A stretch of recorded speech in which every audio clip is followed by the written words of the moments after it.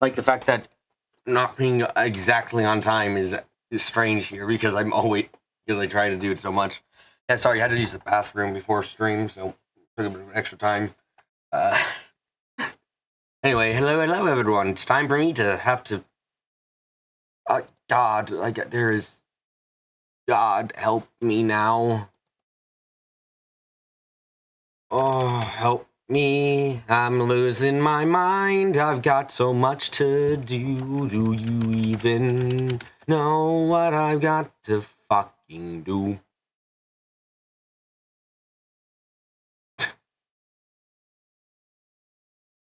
Oh.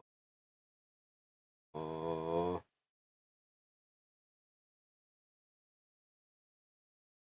Okay. Okay. So we got work to do. We got this is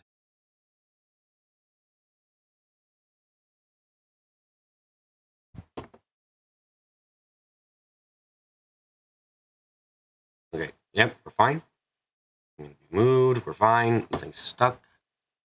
Okay, cool. Going music. Okay.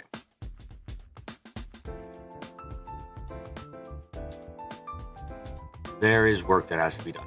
Oh my goodness, is there work to be done? Oh, okay. Where the fuck do I start?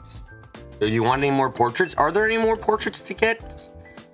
I guess I could get an updated crow portrait. I think that's the only one. Updated crow portrait, and I don't think there's an updated radio waves portrait. Go kidnap or be kidnapped? I mean...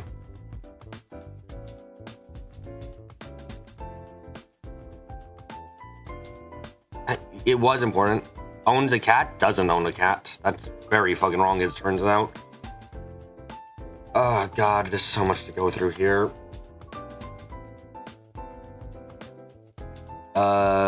Murder too fast to see an S-craft. Oh well, now I know. This one.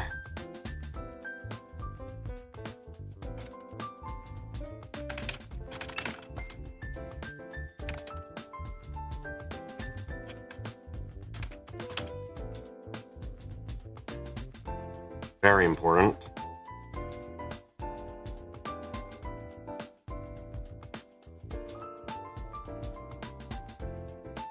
Fights with his mech to bring about peace and justice through extreme violence. The fact that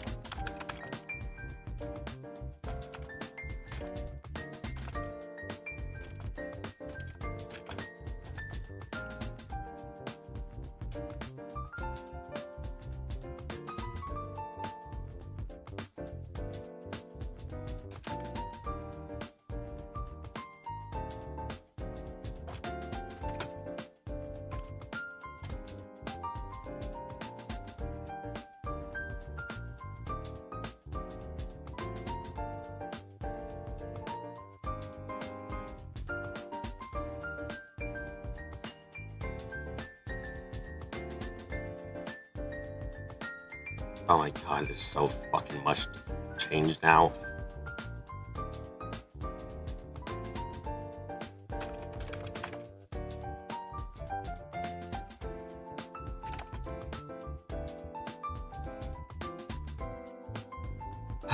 Okay. I'm on to my contract. Okay, now Azure Golden, perhaps mascot cat for witches. That. Okay, hold on. These two notes were a tad too correct. If not a magical girl, then perhaps a mascot cat? Literally the mascot cat. Literally a mascot cat. For witches? Yes. For fucking wishes to utilize protect powers to unlock OG Emperor secrets? Yes. Literally. That's fucking correct. God. Oh my god. Wants to make a contract. Isn't she the diva? Why'd she talk then? Oh god. Oh fuck, hold on. What did I say for... I think she used to work as Osborn's personal medical aide. Okay. Let's cross that out and add a little bit of a modifier there. Oh.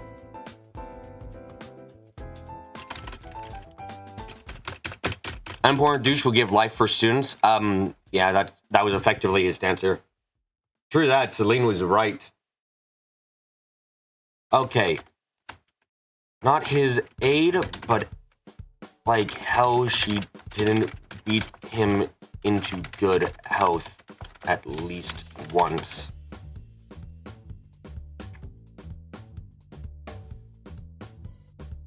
Okay, I need to also add a note onto here. If they're owed, they're either the strongest or the weakest. No exception. You just want a huge ass post note that just says, I forgot his first name was Crow. I was thinking about it. Yeah, it's just.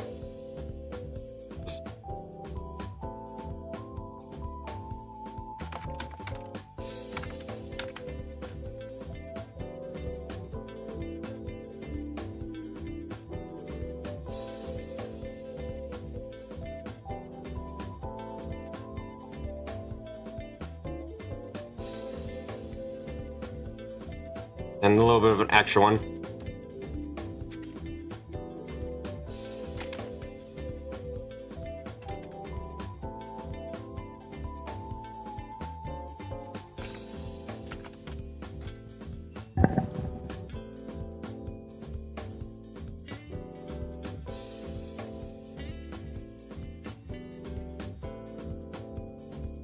Was not present in the retirement. The two terminated douche Ruby.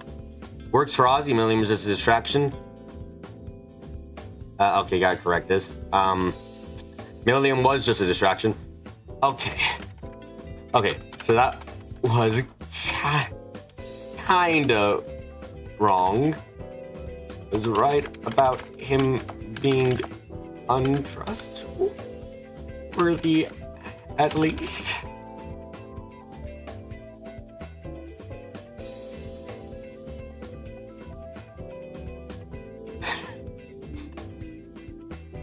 We'll keep stealing things he doesn't need. Give me back my mirror, you douche. Yeah, okay. Bad mom. Okay, loves Lisa like a certain swordsman loves his daughter. Doesn't realize she's a king puppy as she walks. He killed Ozzy. Oh yeah, let's just put this here. It's the end of came out. There be spoilers. And an idiot at the end of Azure.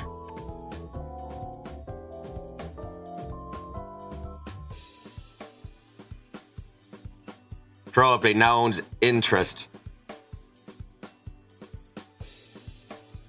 Owes interest now. We'll need to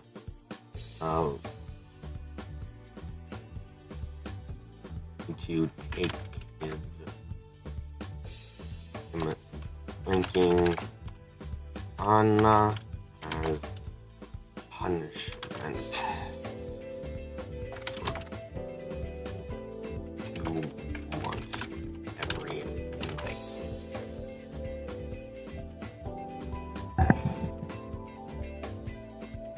This is just a torturous punishment for him, by the way. Anyway, hey guys, you like Crow? Hold on, I need to add. Please get involved in plot again during Code Steel 2. Am I going to fucking... I'm going to have to, like, actually keep this board, essentially, aren't I? I can't just do a reset. Or, well, I have to do a reset, partially at least, but, like...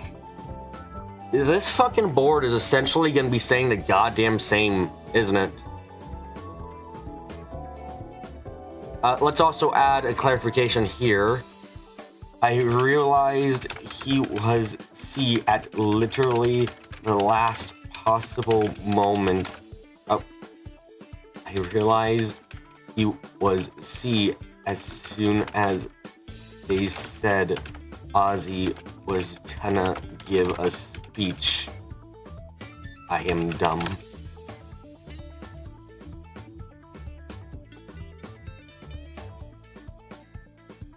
You keep the characters and shorter descriptions, probably, and for a lot of them. Okay, let's see. Not yet. Where is Kurchero, the liar tag? She's goddamn witch. Let's just put one here.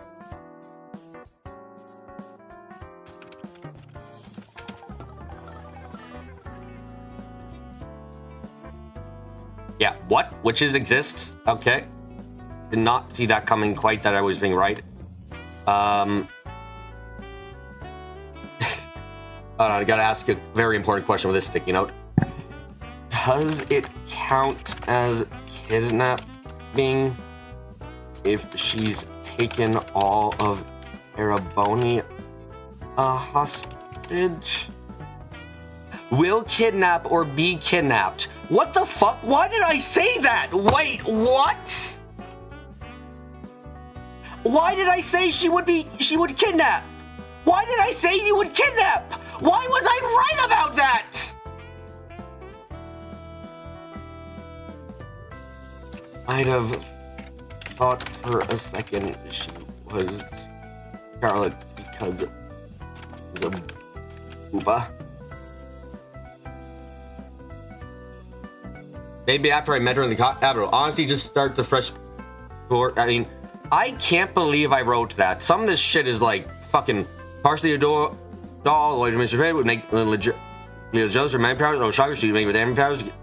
Know a little about because I don't care much for release. Ship on deck for release. Level 7 bata. What was your rank? BB, Gnosis now. Drop the Gnosis. Sometimes I do things that are very strange. Sometimes I seem to have a second mind. Okay, hold on a second. What was her enforcer rank again? What was her? She was 9? Okay. If I wrote she was level 9 badass, I was gonna fucking die. Hold on, I need to add. Okay. Wrong level of badass. It's actually level 9. 9 freaking snakes.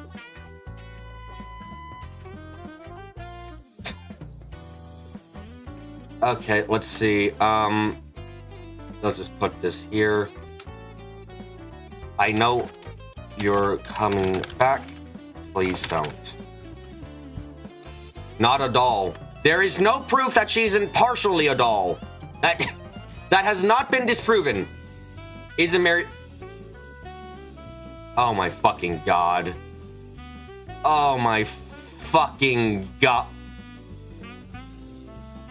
You ever know that, like, do I ever fuck my shit? You're fucking with me. The comments I make sometimes, the doll who's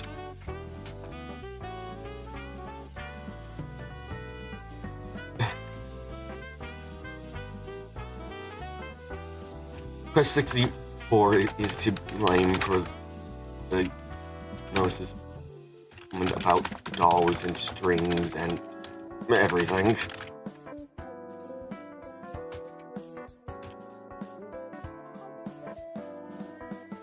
This is literally a joke because I remembered a fucking Pro Jared video about him playing Quest 64, and I remember that one of the characters who was a doll's name was just Shannon, and I remember that very fucking clearly for some reason, and that just happened.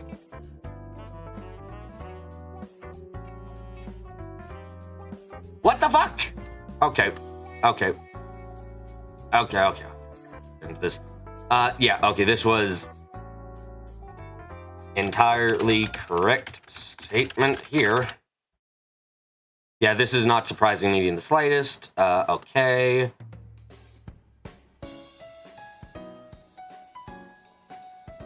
Could still happen. We got another game to see what he's up to.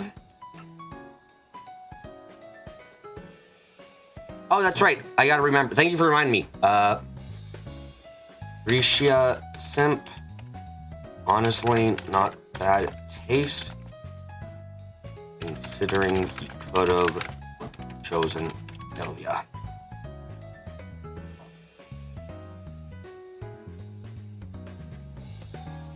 Thanks for the reminder. This is why I'm doing this with you guys here, because it's very important. Okay. Oh, shit. That's right. Where is this? Okay. This is the girl he's dating. Yeah, okay. That's right. Okay. Got out an arrow between a couple. Okay, you and her. Change it to red. Change it to none. Change it to straight line. Just. Okay. Bound for marriage. Or solely, that would have been creepy. True. Look, it could. Well, actually, he can't have simped for solely because Solely hadn't made her debut yet. So, thanks for that. I was scarily correct about Celine for the fact that I barely knew anything about her. Seeks the holy. What are the night frames called again, by the way? Also, I assume someone put in the chat the... Holy shit, that thing's big. You guys didn't remember that Sully hadn't debuted yet? Debut? Okay, we got a lot more to talk about here. Holy shit.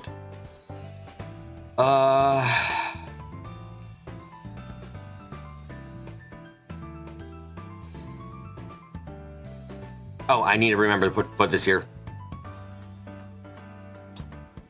Need to put this here.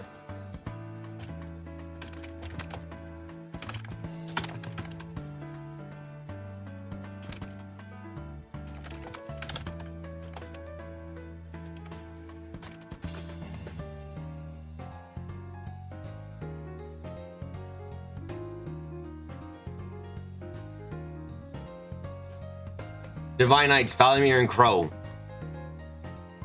Okay, cool. Seeks the Holy Grail. So, we've got Grail Knights now. Arthur is... Victoria is sure to get involved now.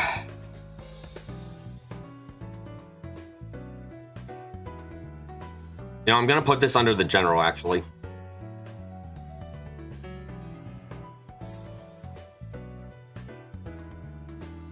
You can give an art for Valimir Discord, but you need to crop it. Yeah, that's fine. I can do that. I'll put Valimir. Is it Valimir or is it Valimar? Valimar. Why do I keep saying Valimir? Weird. Jesus Christ. I got so much to work on here. Hey.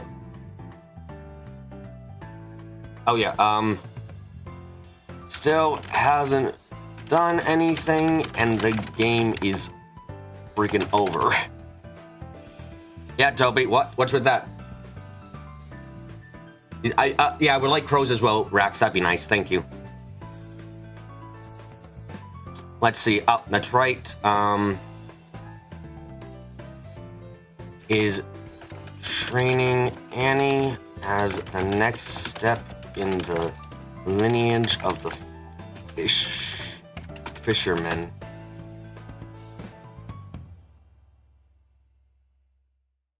Okay. So if somebody did debut before the conference, that would have been plausible that Heinrich could simp for her. However, it's kind of implied that he hasn't gone crossbow during the school year. Let's see.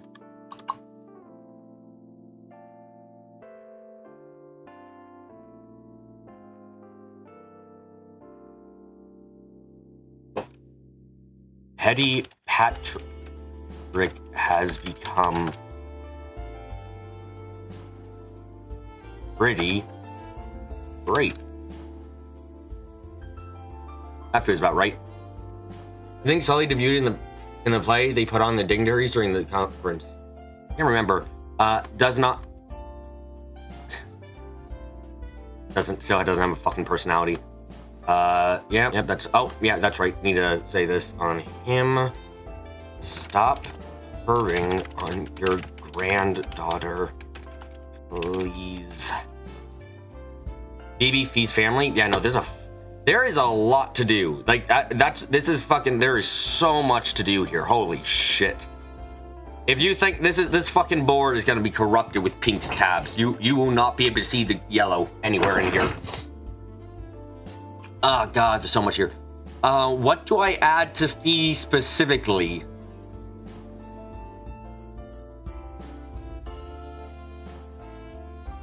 Metaphorical flowers and lower flowers are blooming. Oh, yep. Gray Angie, stop perving on everything. No, I'm just gonna leave it at, I know you're coming back. Please don't. Anything, every board you make through Reverie will be bigger than the one that came before. Oh, group working for Ouroboros. Ah, that's what you mean exactly. I mean, I kind of... Is it wrong that is it wrong that I kind of never said anything about it? Because former member Severies, okay, this one's actually wrong. I have to fucking cross that out, but I kind of assumed Zephyr was always working for Ouroboros. Weirdly enough, like, I never said anything about it because I thought these two were both, because I never saw her S-Craft, I thought both of them were in Zephyr previously. And actually, no, this is wrong for both of them. I just fucking assumed that both of them were in Zephyr, which meant I assumed that Zephyr was, a part of the IOF, which was working for Ouroboros. I literally just... I need to say that at least, like... Because I thought big guns and boobs were a part of Zeph. I just kind of assumed they were always working for this society. Like, that sounds unbelievable, but like that is just the case. I kind of just always assumed, like, oh yeah, they work for the society. That makes sense. I mean, the Noble Alliance is effectively being... Oh, what the... Hold on, let me... What did they call the endgame plan this time? What was the name of the end... Who would chick church girl? No, I put that here. I saw the craft. She's a church girl? Yep, that's important.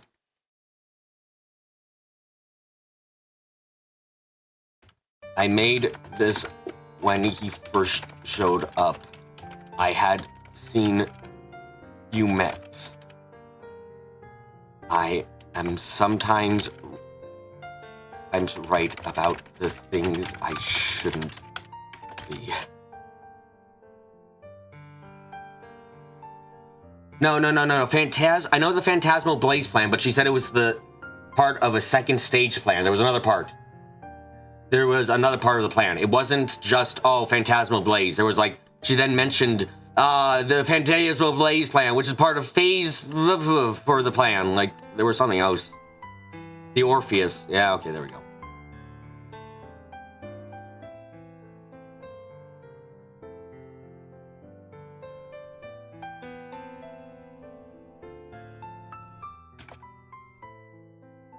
I forget how much... Fuck, I need to do some mythology research. Orpheus final plan. What do I think that could possibly be? Let's do a quick check again. How many definitions of Orpheus can I fucking get?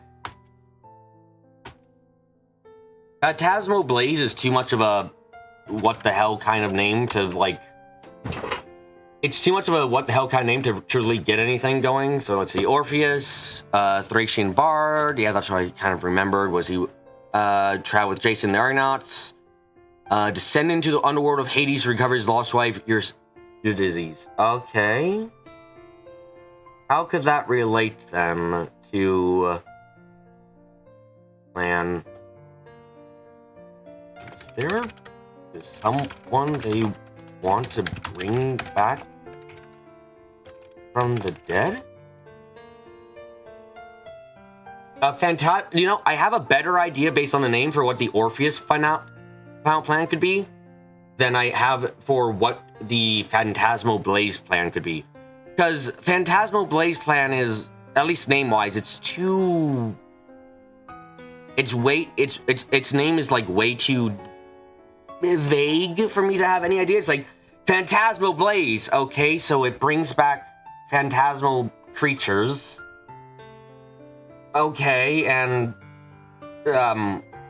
it's nebulous. Yeah, it's very nebulous. Like, I can guess on the Orpheus, because Orpheus is like, is there someone they want to bring back from the dead? 2 words instead of 1. Okay, so let's assume the phantasmal part is referring to what happens in Crossbell. Actually, let's write this down. Assuming the phantasmal part of Phantasmal Blaze plan refers to what happens in Crossbell, then Blaze relates to what happens in Arabonia. So are they after something like the Septyrion of Fire? Which are mechs?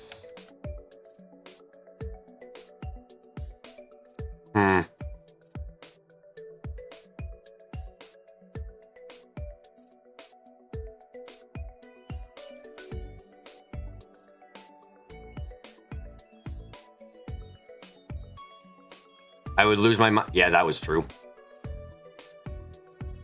Yes. Yes, I did.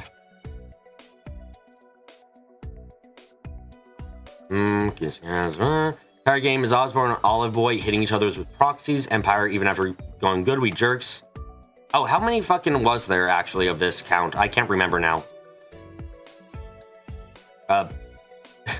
All festivals inevitably have a bad end. Yes. God. Yes. ADOC. ADOCS. Why were there no beds? Biggest mysteries far. Range families only we know. We don't know how much is like, oh, I don't know. Kid took months to reset. Shows in school building are sure to make sure the descendants are weak losers. They haven't confirmed.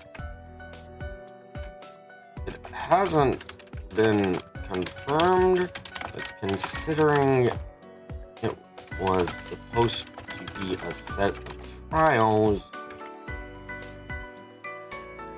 I guess. Wow, that was not actually far off at all. Huh. Church is interested in class night, but based on believing the old emperor uses Septyrion once refined before the society does.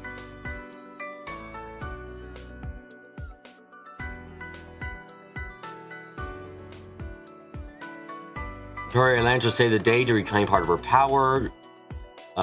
Train rides give the time when things get serious. Missy has Zurich. Yep, no surprise there. Yeah, exactly. School buildings left is gift by Money Emperor to his descendants. He's very morally aware of his purposes. Well, at least Reen is using it for morally dubious purposes. Bro done it for very clearly good reasons.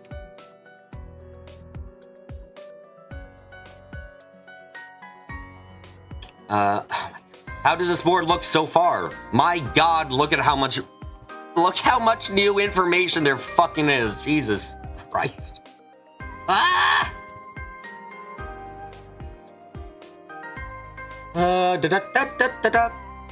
Okay. Let me just add something here for you, you son of a bitch. Only hate him because he tricked me. It's fine that everything else he did was okay. Instructor Thomas and Van Dyke, that's right. Fuck, we got so much. We really do. Okay.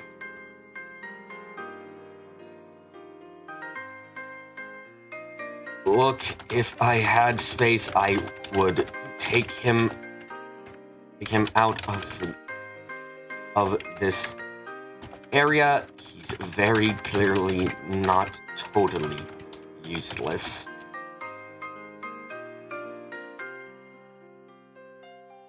Oh, that's right. Gotta add some stuff for you. Is on his way. Is on the path of controlling time. He must master this power.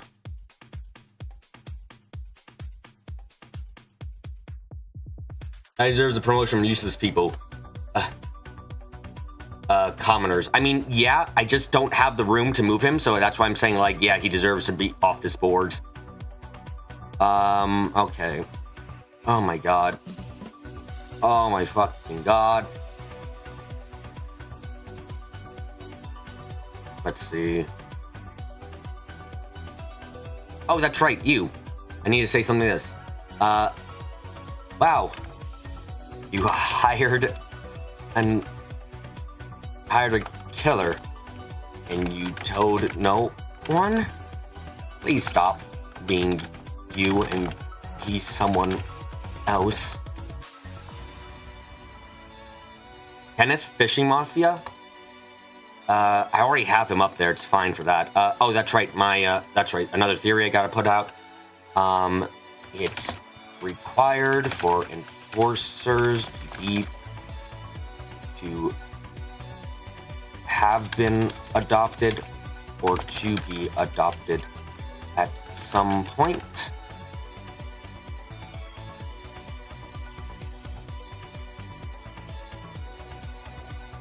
Certain special bloodlines connect back to the Emperor and super special for some reason.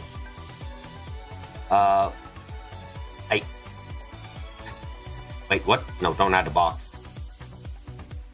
This seems to be what's happening. And the reason is a mecha. Oh, also gotta add, Rails is now officially a candidate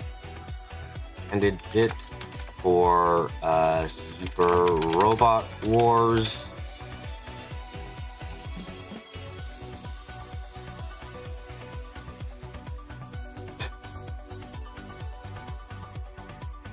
There's the Robin to Van Dyke's Batman. Oh my goodness.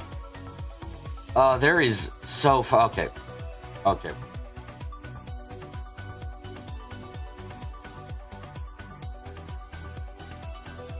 Do I have any more crazy things to say?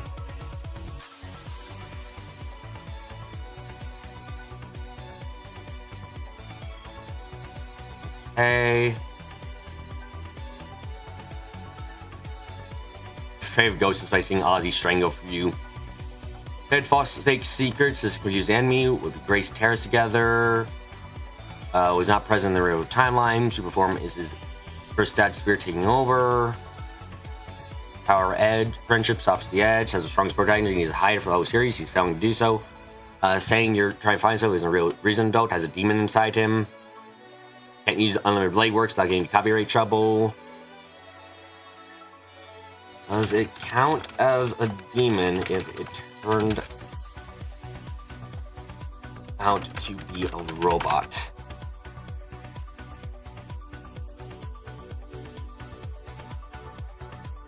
So amazing, all girls end up loving her.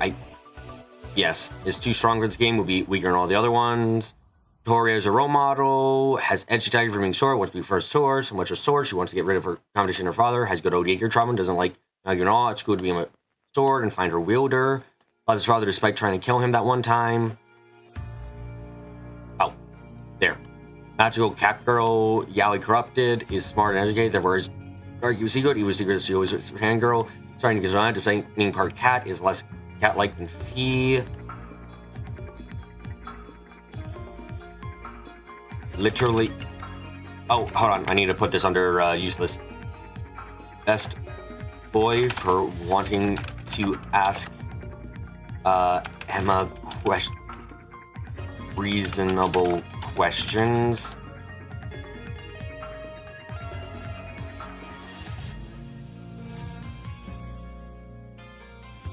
Emma isn't loud. Yeah, grab it. Dorothy says as much at the end of the game. You're right. I need to fucking cross these ones out then.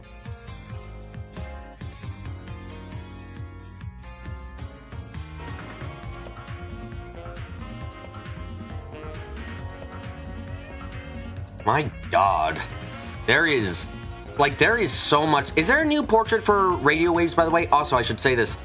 I should definitely add this. Doesn't in almost 6 months has never once heard the oven time somehow. Honestly, might need to cross out the smart part of Smart Spy Girl. You know what? Yeah. Where's Smart Spy Girl here? Also, like, this is actually something I didn't really bring up before, but that's just stupid. That's fucking stupid. Like, I can't stress enough how fucking stupid that is. Like, I'm sorry, but like, I need to also add, if chat let me look at the openings again, would have been much more suspicious of. Like, I think that's like a big plot point that really annoys me is Emma literally knew as soon as she heard Misty's voice. As soon as she heard Misty's voice, she was like, oh shit, that's her, that's Vita, shit. And it's just as the case of like, you've been in fucking, how? You were in this Trista for 6 months looking for her. And you never once heard a Abentime? How did you never hear her voice on it? Not even fucking once! Like, that pisses me off quite a bit, because that is such a bullshit feeling to me. That's like, really? Well, Vita can play with perceptions, but, like, can she really be... She can't possibly be so on guard against Emma that she has, like... That she's, like, able to go, oh, yeah, no, I can totally just, like, know when Emma's near radio and turn it off. Like, no. Emma reads books, she doesn't listen to radios. But, like, you can find... That doesn't really change... Like, I'm not arguing that Emma wouldn't listen to the radio. I'm not arguing about that. I'm arguing that... For the cat, understandable. Oh my God, that's right. The cat didn't fucking listen to the radios either. Somehow. Like, there are multiple radios around. And are you really telling me that Emma never just happened to overhear one of the radios while she was around for 6 months? Or anything. Like, are you really telling me that? She smelled Misty's perfume and convinced herself it wasn't Vita. Yeah, which is fucking weird. Okay, well, I need to add an arrow for these two now. Type gray, straight lines.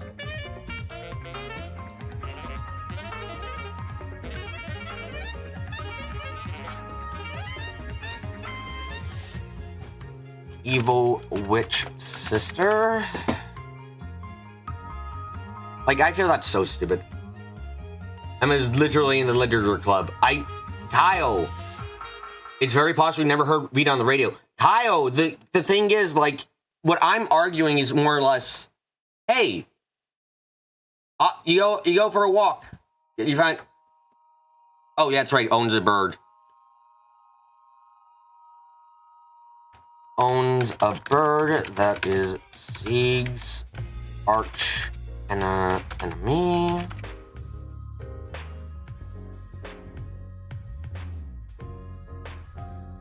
Oh yeah, Azure Diva's Misty. That's important, right? Oh, let me just add it. That was a oh shit! Don't inspect it. The page's elements. That was very important. What the fuck happened to my importance? You're arguing that the possible isn't possible? No, I'm arguing that it's so unlikely that it's insane. That chat show is once a week on a Sunday, do you think? I thought it was like I thought it was a bit more daily, but I think you're actually right, it was like a week. But no, yeah, it's just the idea that she's never, in 6 months, she never overheard it at all. Not once by accident or by coincidence. It's like, wow, that's incredibly unlikely. Hilariously unlikely. A bit too unlikely for me to believe it. Because it's not like the only person who fuck, everyone else in the dorm actually listened to Abendheim. That's fucking insane. That just hit me. During that scene where everyone's like, yeah, it's Misty. The only person who hadn't listened in that room to Abendheim was fucking Emma. She was the only one. What? How?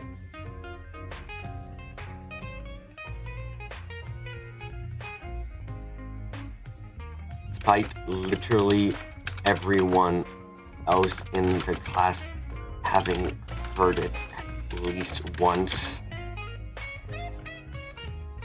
That's so...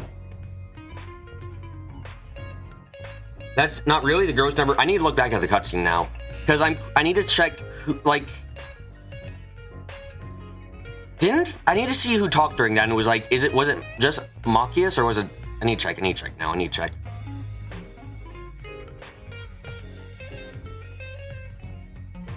Okay, also that's one of my most viewed... This is my most viewed stream now by a country mile. Holy shit.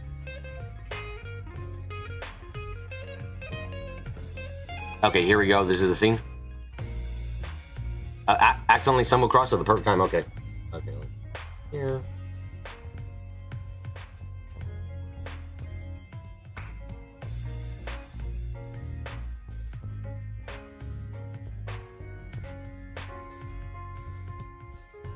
He got 22 views. Dope. Oh, I hate this. I got... Okay, let's see this again. The people with exclamation marks over their heads and reactions are Emma, Machias, Elliot, and Reen.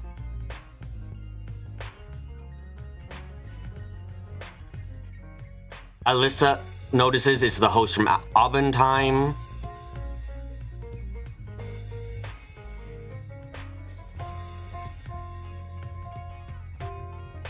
So Alyssa at least knows that yeah, Alyssa knew it was her. Okay.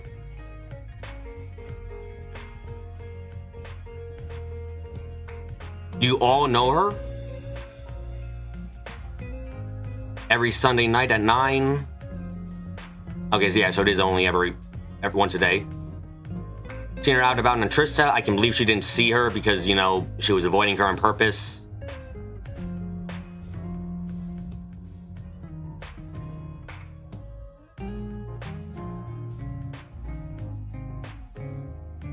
Okay, so it looks like the confirmed people we have are, yeah, Alyssa, Elliot, Machias, and Reen. All of those are confirmed to have... Okay, so I can remove this at least. So that means... Yeah, so my point still stands. Alyssa, wait, fuck, actually, where... Gonna ask a weird question. Where the fuck was... Radio still kind of new. I just have a hard time believing it because it's not like she was... I understand her not actively listening to a radio station. I understand her not meeting Vita in person. I have a harder time believing she just never heard her voice once. That's about it. It's like she immediately... It's just because like she wasn't like, hold on a second, is that... You think Vita left the radio for Reen to get? I could believe it. It's not the most unbelievable thing. But yeah, no, just a case of like, yeah, there was enough people in the class itself and in the school and around the entirety of Trista that knew about Misty and heard Abendheim that I was like, that I'm just like, really? Really? You just never were reading in the like, shit, what if she was reading in the goddamn cafe? Or in the diner, and they had the radio on during Aubin time. It's just like, well, shit, there we go. Like, really?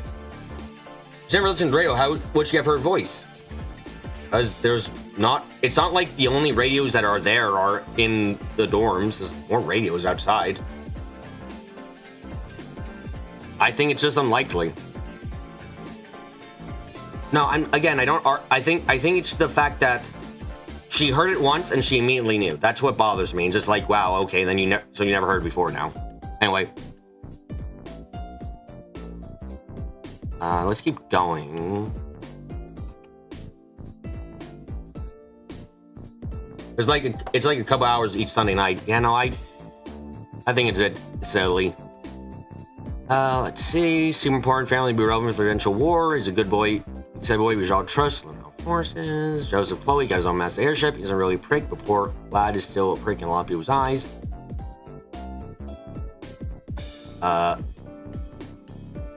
Off screen, she defeated 6 mechs with her ultimate. Add food. There were no bodies left to recover.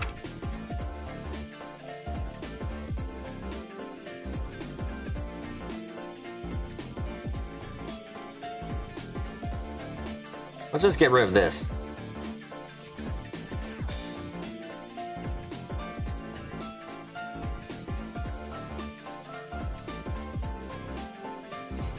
Class Nep did say something about Rena escaping Valimar to find Olivier's third way.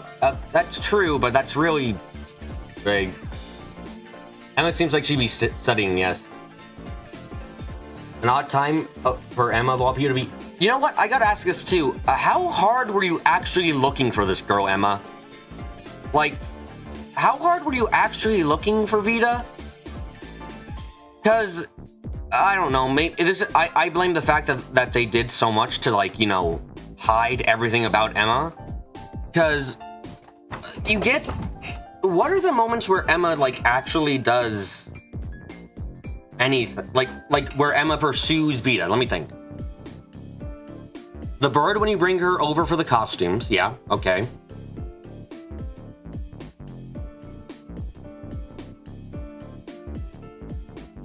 The perfume scene, I guess?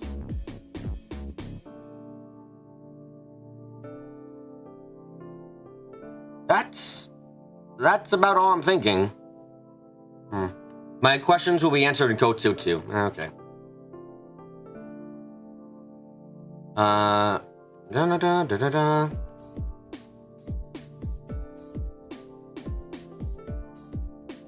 That's all fine.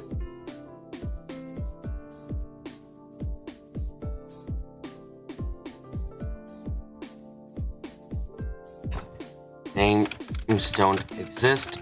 They're a construct of the society.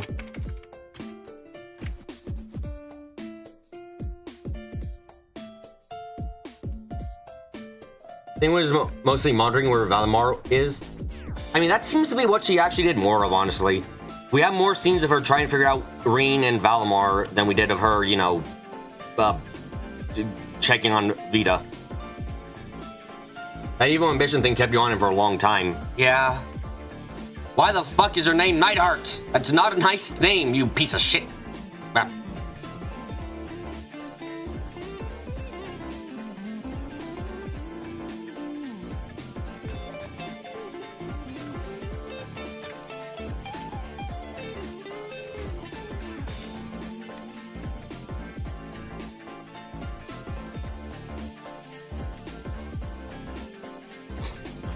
Okay. Eternal War Festival is a really good... I actually really like the title I gave for that stream. That actually makes me a bit proud. Weirdly, that makes me proud for this stream is just, what's the name? Final. Eternal War Festival. And it's like, yeah, that was correct. That is a good final fucking name for this one. Holy shit.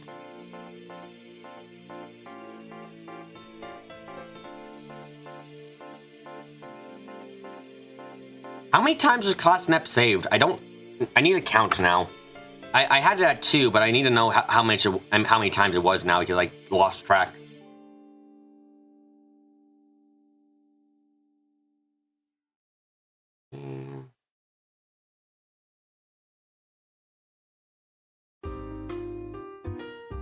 Here we go. Gotta put this here.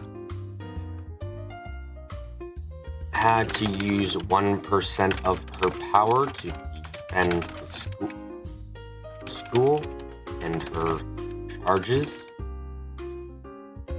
Was it only twice? Looks like Baba was eating crow over C's identity. Fuck you.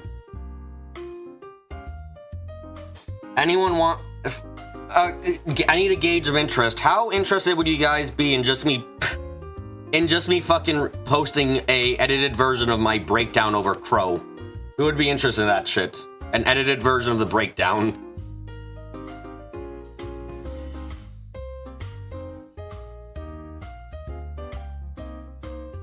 I think they were wearing the one time. Oh, I should also mention. Okay, let's not forget to note here. Didn't get a chance to put here, but was starting to be under suspicion at Brewer for being sniper. Was not sure who he worked for at the time, but didn't really trust. Yeah, this is true.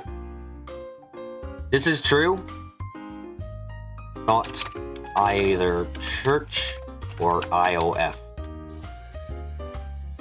This is true. I was like, I guess he could IOF, either church or IOF. So is very unsure about last one. Aaron Hodden. Yeah, you're right. Aaron Hod got an update. Thank you for the reminder about that one.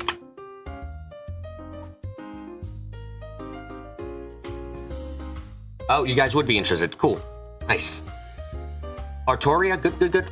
Yeah, no, I really was a bit suspicious, and I was like, maybe IOF, but I kind of made the, like, did draw conclusion that shooter could be C or Crow. How the fuck didn't I make the connection? I hate this. I drew the conclusion that the shooter was either C or Crow, and it was right both ways!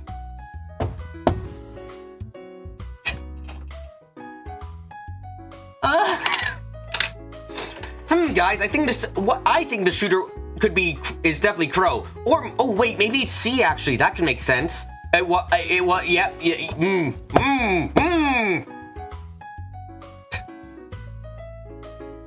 Sometimes I'm a fucking weirdo.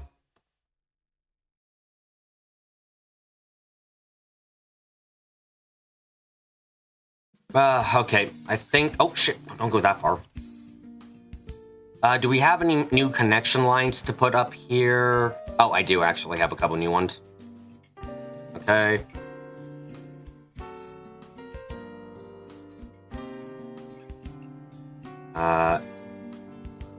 Forcers do whatever they want. Now.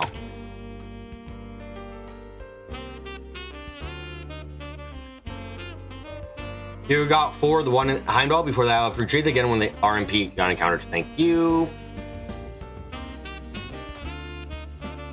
So you did in Valimar? Yeah, no, I'm just adding everything else first before I put on the mechs. That's all. I'm getting everything else in before I add in the mechs. That's it. That's all. Do I have anything else on my... Oh, minor characters I need to put a bit on.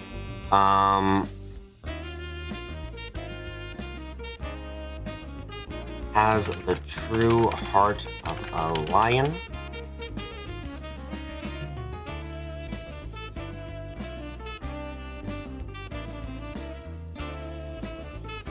Where is Becky? I need to find Becky. There she is.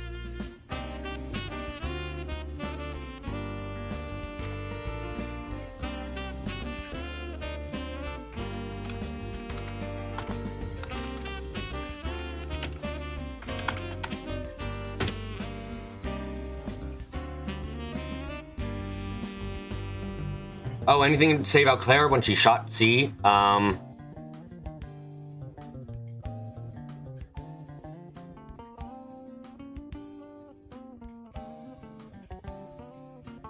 Accent is totally not fake. That's a better way of putting it. I like that more. Hold on. Let me just... Accent is totally not fake.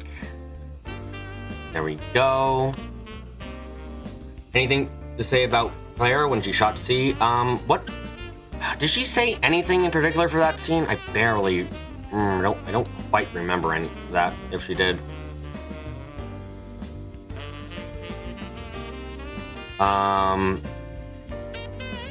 Armbrust.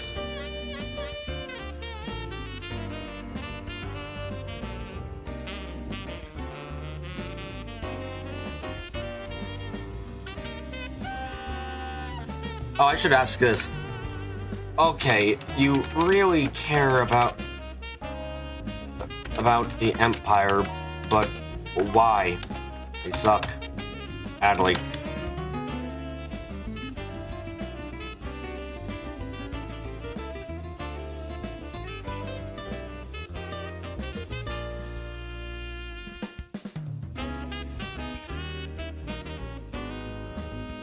Oh, I should also put another thing I never said. Didn't say this, but special economic zones in anime is synonymous with bad things. Should have thought more on that. Cinnamon. How do I spell this? Thank you, Google.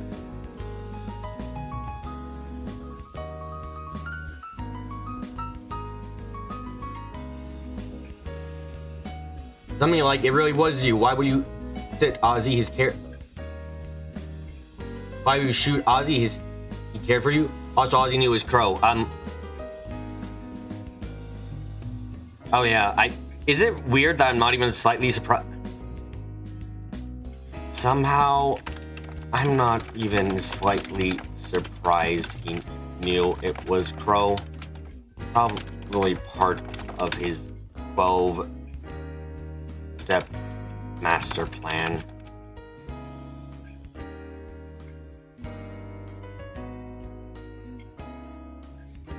Like, I'm honestly not, like, it's a weird thing that I'm, like, I'm not surprised he knew. This man is in control even when it seems like he's not. Let's see, where else do we have... Oh, I have to get rid of a part here. He's not a standard airborne noble at all. He's very unstandard. Oh my god. This fucking update, oh my god.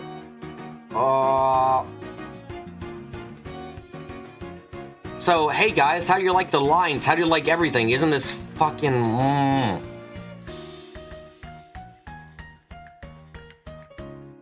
Okay, I need to think.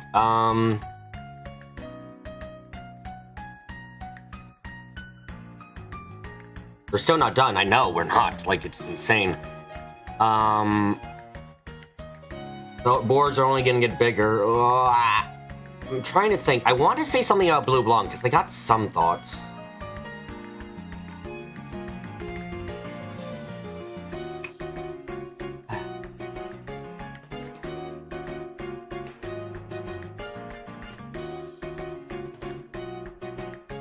We'll be doing a couple more. Doing another puzzle game for everyone. And Code Steel 2, as that's what he always does. 8. The board will grow larger.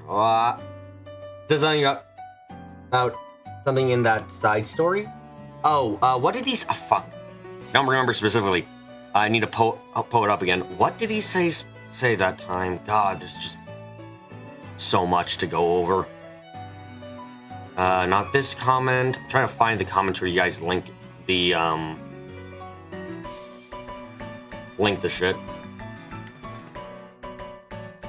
Fuck, now I want to look on that overall.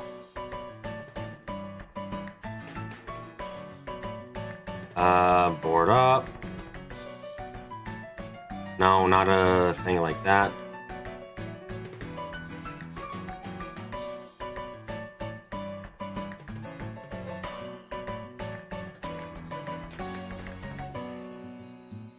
Yeah, here we go. Okay. Let's see. Hold on. Now I'm curious about this thing. Crow.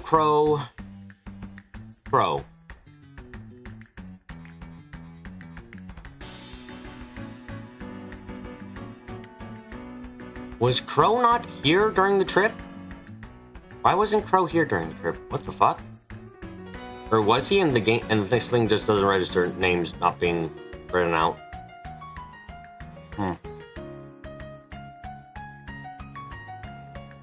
Let's see, where's Blue Blanc?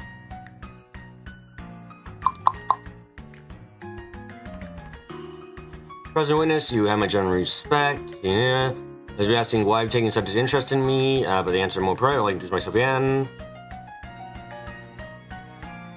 I would hate this says, allow me to ever again. We have always lived more in shadows. We have no interest in the deals of terrorists. We did have our interest in their notes of the action to bring about, and as such, we chose to give them how I am. They were there, same with Milliam, but dropped from the story for whatever reason. Okay, yeah, that's what I was wondering about. Like, yeah, that's weird. You're brought together by Ganver, my own rival beauty. As a family thief, you thirst for hidden beauty. How can I be alert to another? Part of the viewing sorcerer. Other than that, you know, are you common or noble or foreign? No one knows. And you're clear stuff. You even have unfound that you can't still here. Just who are you? The truth lies within you. So, and I don't want to learn it. And then I see to choose a person. I would require a fine answer. Bear in mind that no one can hide from their own destiny. I look forward to finding out what truth you all discover when that fateful moment comes. As you await what future soars own soar. Okay. Nothing too crazy, surprisingly.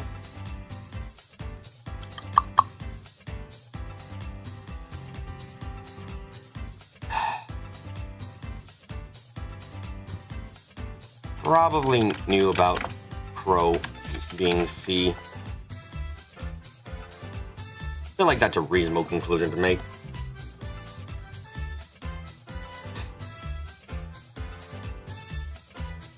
My god, this fucking board. Okay, it's time. I think it's the time to fucking... Oh, hold on, I need to... That's right. In next game, we'll have to learn how to master his mecha.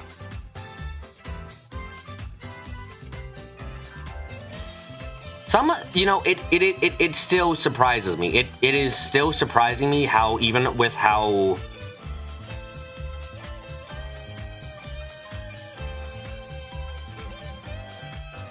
Like, even with how wrong I was in some ways, in other ways, there are parts in this thing which is still... There is enough here that is, like, weird still, right? Like, stuff which is, you can't get over...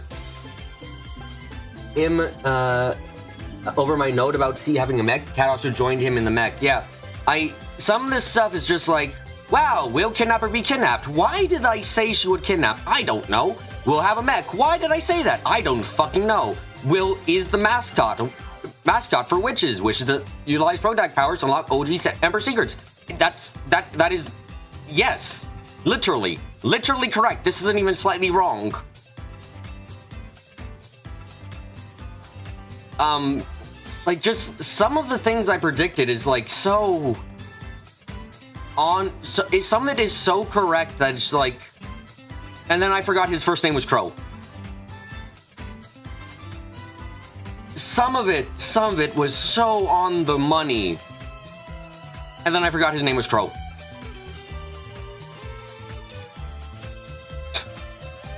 There is a distinct difference, I feel, in all of this.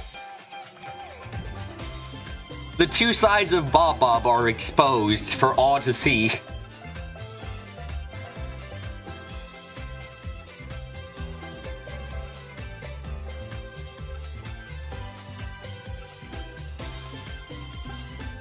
I didn't keep some of my theories for next time.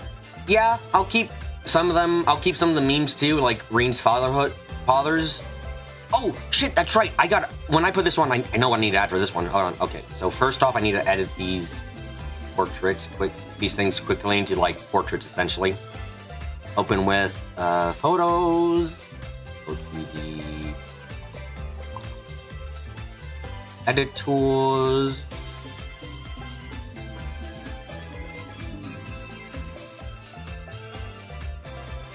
Save. Okay. Fine or dine. Open with. Oh. The same thing was so off that we were in chat. We're wondering if you were gaslighting us. I looked at your spoiler comments after you guys said that they were just about like Crow mostly, and yeah, that's hilarious. The fact that like I was being so dumb, you guys thought I was gaslighting you. It's like, he's not that stupid, right? I am that stupid. Oh. Also, Miro is so fucking nice. Honestly, this board would have been hell to make in draw.io. This would have been so much worse. Maybe considering the structure game direction, slowly reintroducing characters to go to seal. So like I did with Azure, probably a good idea, yeah. Probably a good idea to reset the board again with Azure stuff, because Jesus, mothers on toast. I also need to change the class up because we got useless people, lesbians, and okay, heroes can stay. Class Nep can stay. I'm probably gonna need to change Empire, Pricks, the lesbians, probably keep useless people still, honestly. And Teacher Spies definitely needs to change because we've got very much differences here now. Okay. Where do I put fucking robots on this board, though? Jesus Christ. Okay.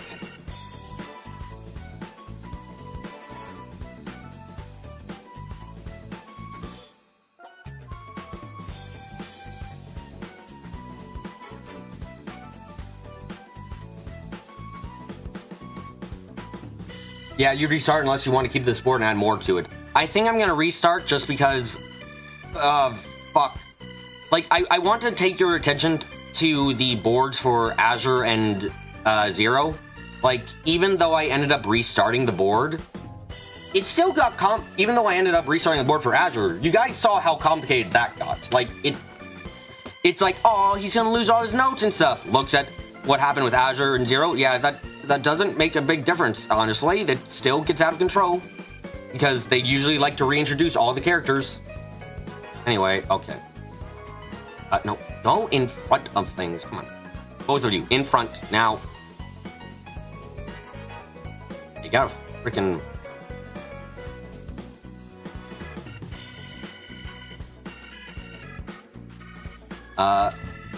After Reen left, he had to leave because his batteries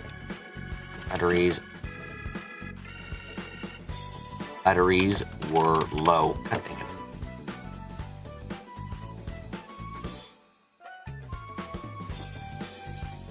Goto 2 would be a mess if he didn't restart. Also considering the Civil War, the split between noble pricks and army pricks would be interesting. That's a good, yeah, probably gonna split them. That's a good idea to split them up. Noble pricks and army pricks. That's a good way of splitting up the board next time. Instead of Empire pricks, Commoner Edition, Empire pricks, Normal Edition. Having that would be a good split off instead. Yeah, I like that. So what we have next time, we have like noble pricks, army pricks, useless heroes, class Nep. Probably gonna need to figure out another one. I'm actually gonna write that idea down, since that's really good. Next board split between noble pricks and army pricks. Very good idea there. Thank you, A. What was this mech's name again? Ordine. I assume that was shown. Just missed it, essentially. If I look up the word Ordine, am I gonna get or Valimar, am I gonna get spoilers for these games? Because I'm asking that because I would like to, like, you know, look into what the names mean. Because I feel like they're not original names, but, Are they like original names and I can't just look them up to find out like anything about them? A lot of spoilers, almost certainly. Damn it.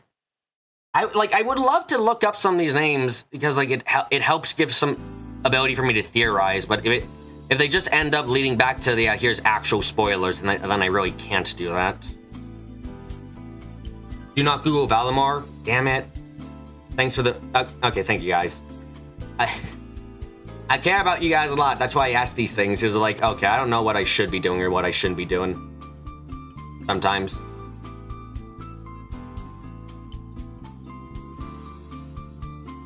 Yeah, don't Google it. Thank you guys. Thank you.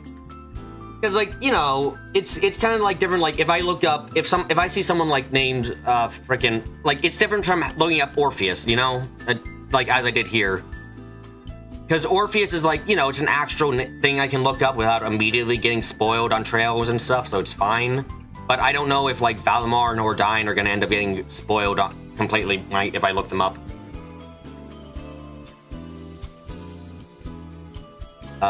What's the size of the font here? 29? Okay.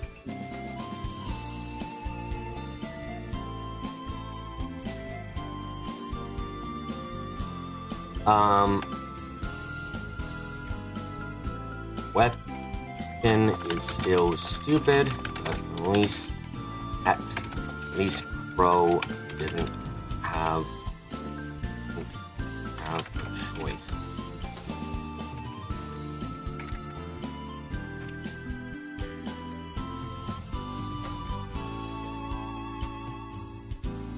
Also, I need to change this to a yellow for brand new.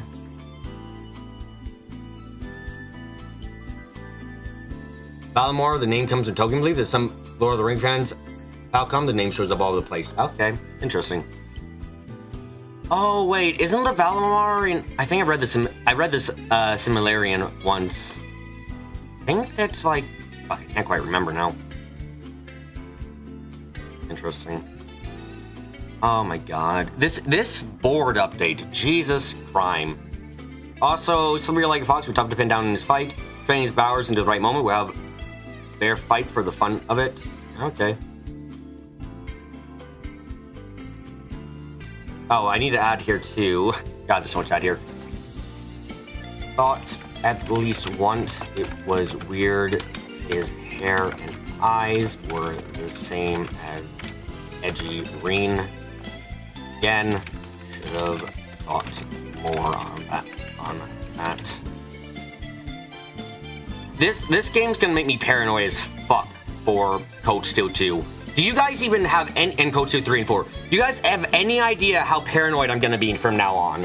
Do you have any idea how paranoid I'm gonna be from now on? Any idea?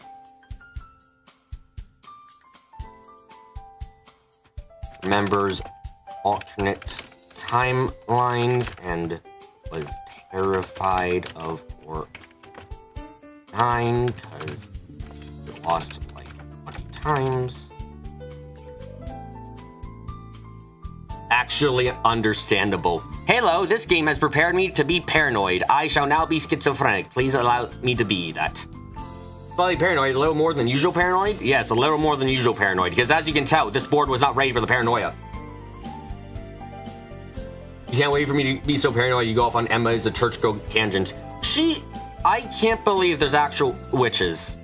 I thought it was a joke somewhat. It's like, she's a witch. It's like, no, that is literally what she is. I really wasn't expecting to get introduced to witches. I really wasn't.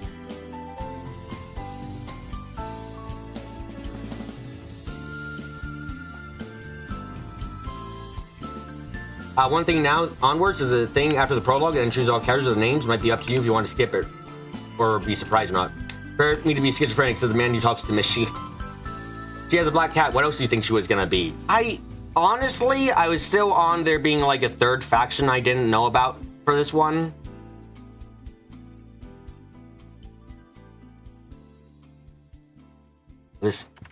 Listened to Celine instead of Reen because he's a big old coward.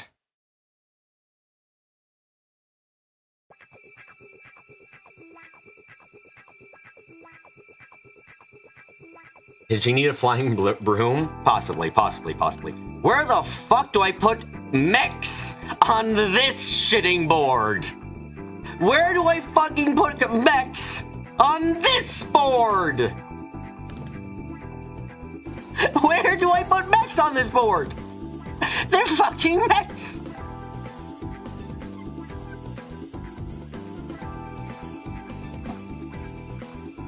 Ah. I need a bigger board. Oh. Hold on. I think I need to fucking just... Hold on.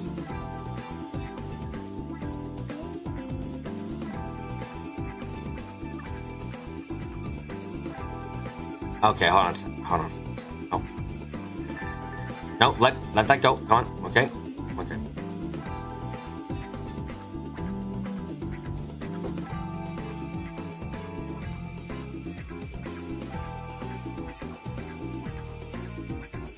Slightly smaller. Please? Please. Okay. No, okay, I can't do it. Okay.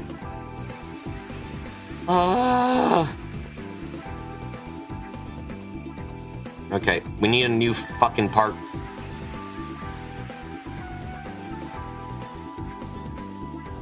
Being shoved in at the very last second, essentially.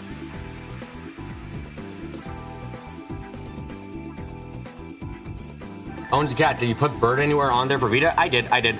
Owns a bird that is C's arch enemy.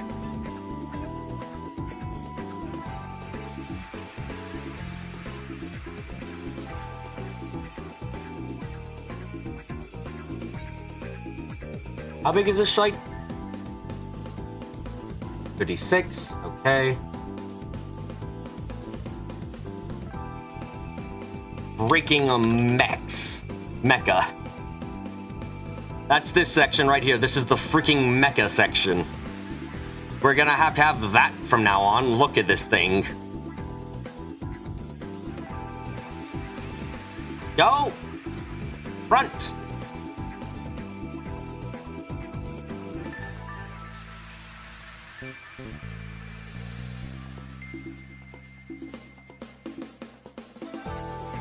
Oh my god. Okay, hold on. No, don't do that.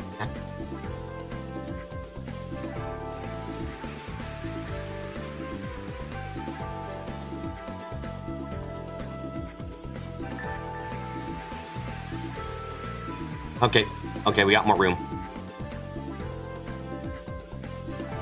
Maybe should you consider building a mecha encyclopedia on the board for each Panzer Soldat? Oh my god. I'll fucking make you a bit smaller.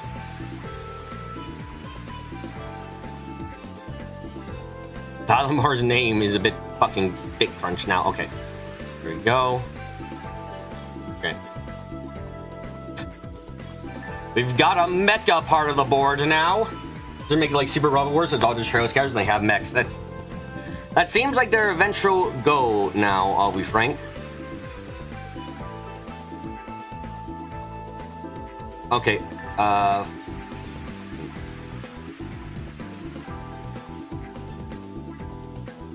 Okay. I need to now make connections here.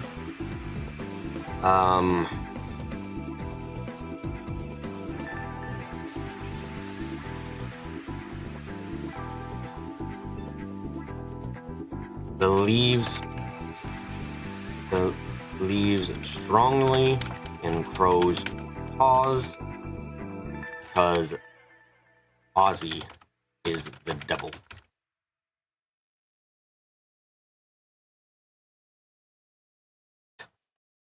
Like Tro's in the sky, Yeez, but with mechs. Ah, this board! What?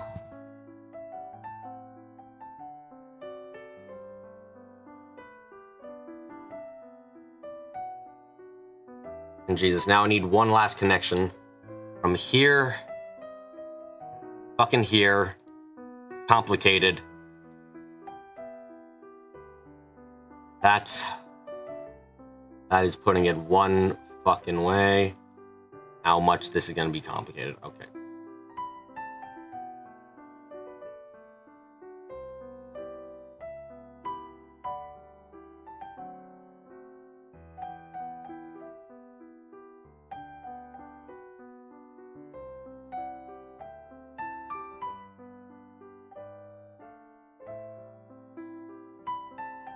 is not liked by his awakener because he ran. Can Valimar beat Neptune? We need answers to Gaseki Neptune boss over. Last minute addition of Mex makes it too improbable to connect Crone or Dyne. Yeah, no, it does. So that's why he's got to connect to the heroes overall, because holy fucking shit. The lesson is clear. Always leave space for surprise mechs. God damn it. Okay, so that's gonna be the board. Holy shit. I'll probably put it up tomorrow, but first I have to... Okay. I still gotta read Red Moon Rose, but I also need to... let me take care of some laundry, use the bathroom, get a drink, and then I'm gonna read Red Moon Rose for you guys, okay? Because I still gotta do that. I still have to do that. When I say Val... I don't know, okay, before I go do that, okay, that's too much... It's a scaredy cat. Okay, yeah, gonna do that, okay. Be right back, just gotta do that quickly and I'll be ready.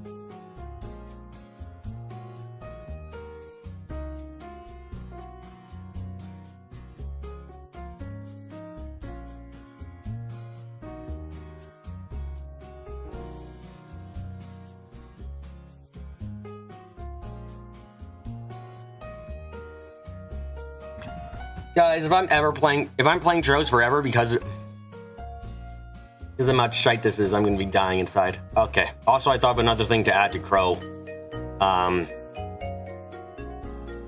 Actual sexy member for Iowa.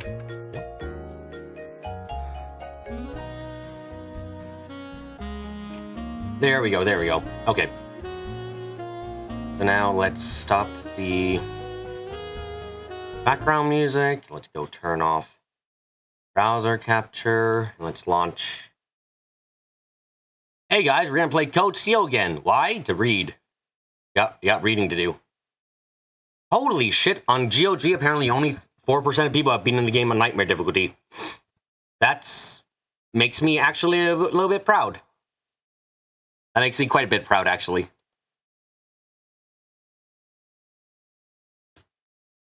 Okay.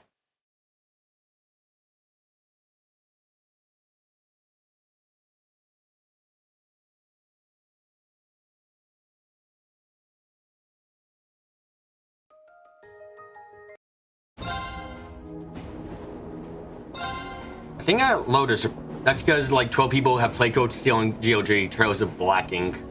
Okay, God, that was so much time. I think around here should be fine. Or actually, it should be... It's only 6.4% on Steam. Wow. Hold on, do you guys play this music even when I'm reading a book?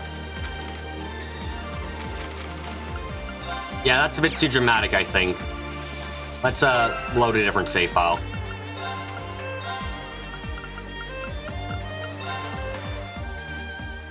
$147 hours. I think we should do this with festival music. I hate the festival, but it feels like it's the appropriate place to do this. Hardcore reading. Okay, let's go. Chapter 1, The Red Moon Rose. Our story begins in Erebonia during the Middle Ages, some 200 years ago. The War of the Lions concluded in western Zemuria, and Emperor Drykos, the driving force behind its resolution, had been deceased for over a decade. The imperial capital, Heimdall, was a beautiful traditional city with rows of cheerful red brick buildings that earned it the nickname the Vermilion Capital. In one back alley of the city, however, a solemn moon reigned. Soldiers in military uniforms paced up and down while a crowd of onlookers gathered to see what was going on. They clung to the edges of the scene, refusing to disperse no matter how many times they were asked. At the center of the commotion lay a young woman. Her skin was shockingly pale, as if not a drop of blood ran through her veins. On her neck, 2 dark red spots stood out in stark contrast to the powdered flesh. Seeing this, a middle-aged soldier let out a loud sigh and took out his pocket watch. It was just after 6. He gave a curt order to his subordinates to find out who she was, and the woman's body was swiftly carried away from the stares of the dockers. After watching her safely borne away, he noticed a younger soldier following the woman with his eyes as well. Alphonse, he tapped the young man on the shoulder. The soldier started, seemed to realize that he was still on duty. Sorry, Garrod. Somewhat flustered, Alphonse addressed his Barrett, and hung his head apologetically. Though snapped from his reverie, it was clear that he still had something on his mind. I believe I told you before to address me as Sir while I'm on duty. I am your commanding officer, after all. Oh god, that hurt. Move it. Also, I need a touch my phone. Garrett said jokingly. With a fond pat on the shoulder, Garrett reminded him to stay focused and left to give orders to the rest of his subordinates.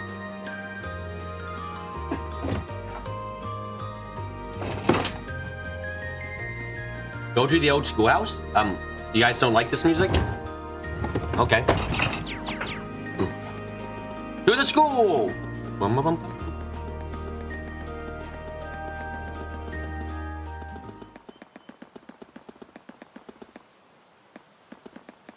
Outside the schoolhouse is silence. I mean, okay, if that's what you want.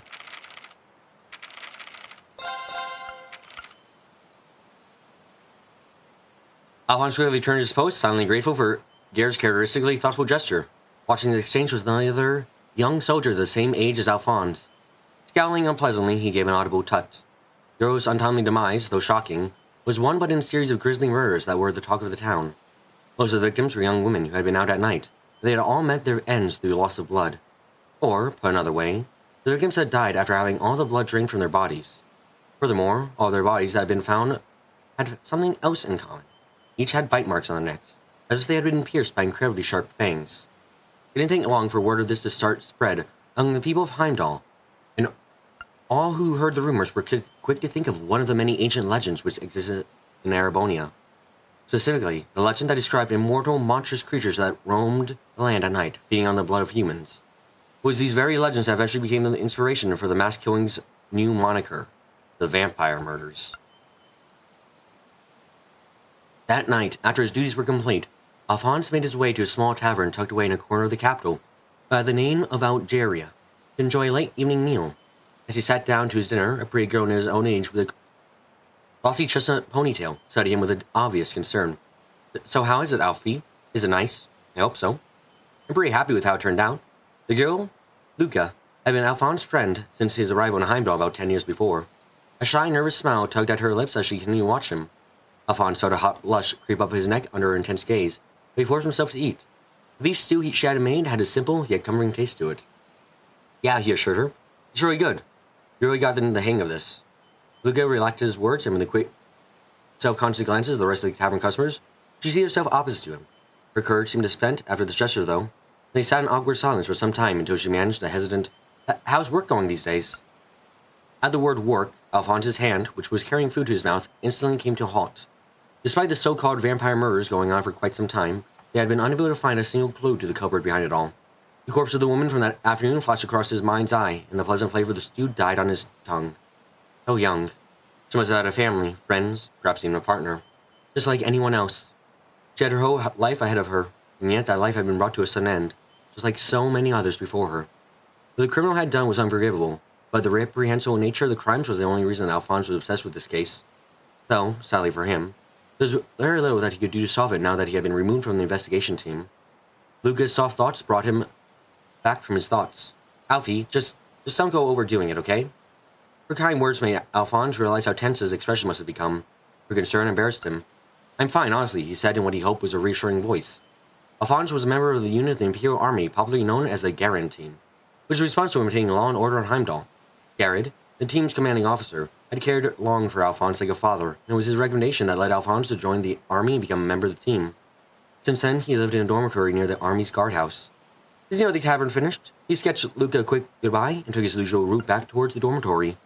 The eerie red-colored moon hung low in the sky, bathing the brick buildings in a bewitching carmine glow. Walking along, Alphonse couldn't help but notice that the number of people on the streets at night was much smaller of late. Considering the culprit behind the vampire murders still hadn't been found, that was hardly surprising, though.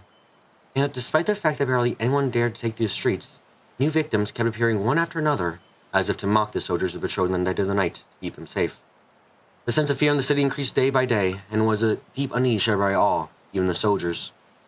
Suddenly, he swore to himself yet again that he would stop at nothing to catch who was responsible and bring them to justice. Suddenly, Alphonse stopped in his tracks, his troubled thoughts interrupted by the sight of an unaccompanied woman walking ahead of him. The deep shadows playing in the path made it difficult to be certain, but she seemed unsteady on her feet. To his further surprise, she then turned and disappeared down an even darker back alley. Considering the ongoing vampire murders, it was hard to believe that anyone could be so careless. With a resolute air, Alphonse set about following the woman, determined to call out to her and try to prevent her from coming to any harm. He entered the back alley. Gloom obscured all but the sharpest angles. He squinted, willing his eyes to adjust. The soft outline of the woman's back took shape in the depths of the alley. Excuse me, miss. I'm not sure it's wise to be... Alphonse forgot what he was going to say. Something was wrong. Slowly, the woman turned to face him. Her head hung limply to the side, long hair masking her face. The end of eyes could be seen through the wild locks, but they held no focus, no awareness. She opened her mouth and moaned. Horrified by the disturbing figure before him, Alphonse froze. In an instant she was on him. Arms outstretched, she lunged and seized his neck in a crushing grip. Taken completely by surprise, he fell backwards, the weight of her pinning him down. Slowly, methodically, she began to squeeze. "Ugh!" he croaked. How could that seemingly lifeless woman be capable of such unnatural strength? No matter how hard he tried, he couldn't pry her hands away from his windpipe. All his training, his youthful strength, not to seem to account for anything against those unyielding claws. Her fingers dug deeper still. That incredibly painful absence of air became indescribable agony. From his low vantage point, Alphonse was able to see more of the woman's face now. It swam in and out of the view of his oxygen-starved brain. Her pale flesh was almost luminous against the darkness of the night. Her lips were chapped and colorless. As she squeezed, they began to part in a hungry leer, the edge splitting. Dinner.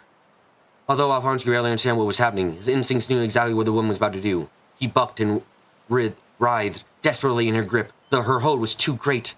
Black began to seeping into his vision. Even as he remembered the saber bowed to his waist, he was too weak to draw it.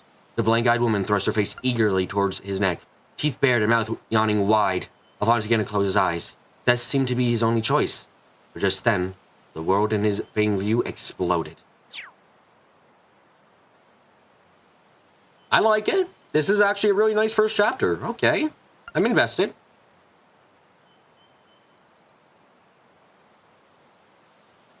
Chapter 2. Vampire Hunter. As the world blurred, he caught a fleeting glimpse of a geometrical shape pass before his eyes. It was the sole of a boot, moving at incredible speed. With a bone-crushing thud, the woman was thrown aside, and Alphonse's field of vision filled with the night sky. Free from the woman's grasping fingers, he coughed furiously, sucking in as much fresh air as his tortured throat could manage. "Are you all right?" asked a clear voice beside him. The source of it was a second woman, who he was certain had not been there moments ago. She wore a navy blue overcoat, paired with a matching navy blue beret. Her ash blonde hair reached as far as her neck, and her features were dignified, though they still retained clear vestiges of childlike innocence. At a guess, she seemed to be roughly the same age as Alphonse himself. Still busy processing the recent events, Alphonse made no reply to her query. The woman watched him for some time before coolly stating, he would appear to be mostly uninjured at least. "I'm glad you arrived in time." Seemingly satisfied he would survive, she turned away and studied the crumpled form of the woman who had to say with no distaste, "Is a ghoul, a thing a person becomes after their blood has been drained by a vampire." As she spoke, she kicked her leg boot against the ground. The tap-tap-tap sound seemed to punctuate each word. It appeared to be the boot that she had used to kick the woman, ghoul, away from him. As he followed the restless drumming of her boot, he suddenly thought, "Vampire? I have no issue with you idling about, but I would prefer if you stood aside before doing so. You are in my way." Her words were sharp, but no sooner had she said them than a creaking sound filled the air. The ghoul, which had been motionless on the ground while they were talking, was now slowly rising. His contorted body lifted from the cobblestones using only the power of its legs. It was a grotesque spectacle, and utterly unnatural, as if the ghoul was bothered by the earlier blow. It showed no sign. Without warning, the ghoul suddenly kicked at the ground like a wild beast and propelled itself towards them. Alphonse struck to his feet and leaped forward to shield the blonde woman. The exact moment that the ghoul's nails reached Alphonse, the blonde woman behind him calmly put her hand in her overcoat pocket. In one smooth motion, she drew something out of it. It was a long, thin rapier. The surface was a radiant silver polished to a mirror-like shine that reflected the smoldering glow of the red moon. Without a moment's hesitation, she thrust the rapier forward. Its point end flew past his neck, piercing the ghoul's throat effortlessly. With an equally smooth motion, she withdrew the blade. The ghoul fell to the ground and didn't move again. The menacing aura had been radiating dissipated into nothing. Alphonse stood fixed to the spot, dumbfounded by what he had just witnessed. A small trickle of blood ran down his neck where the rapier had grazed it. "I do believe that I told you to stand aside. I suppose you must not have heard me." Sighing, she shook the ghoul's blood from her weapon before returning to its scabbard. "After all, if you had heard me and acted that way, regardless, I would be forced to conclude that you are most foolish indeed." Her blunt words and composed expression finally brought Alphonse back to his senses.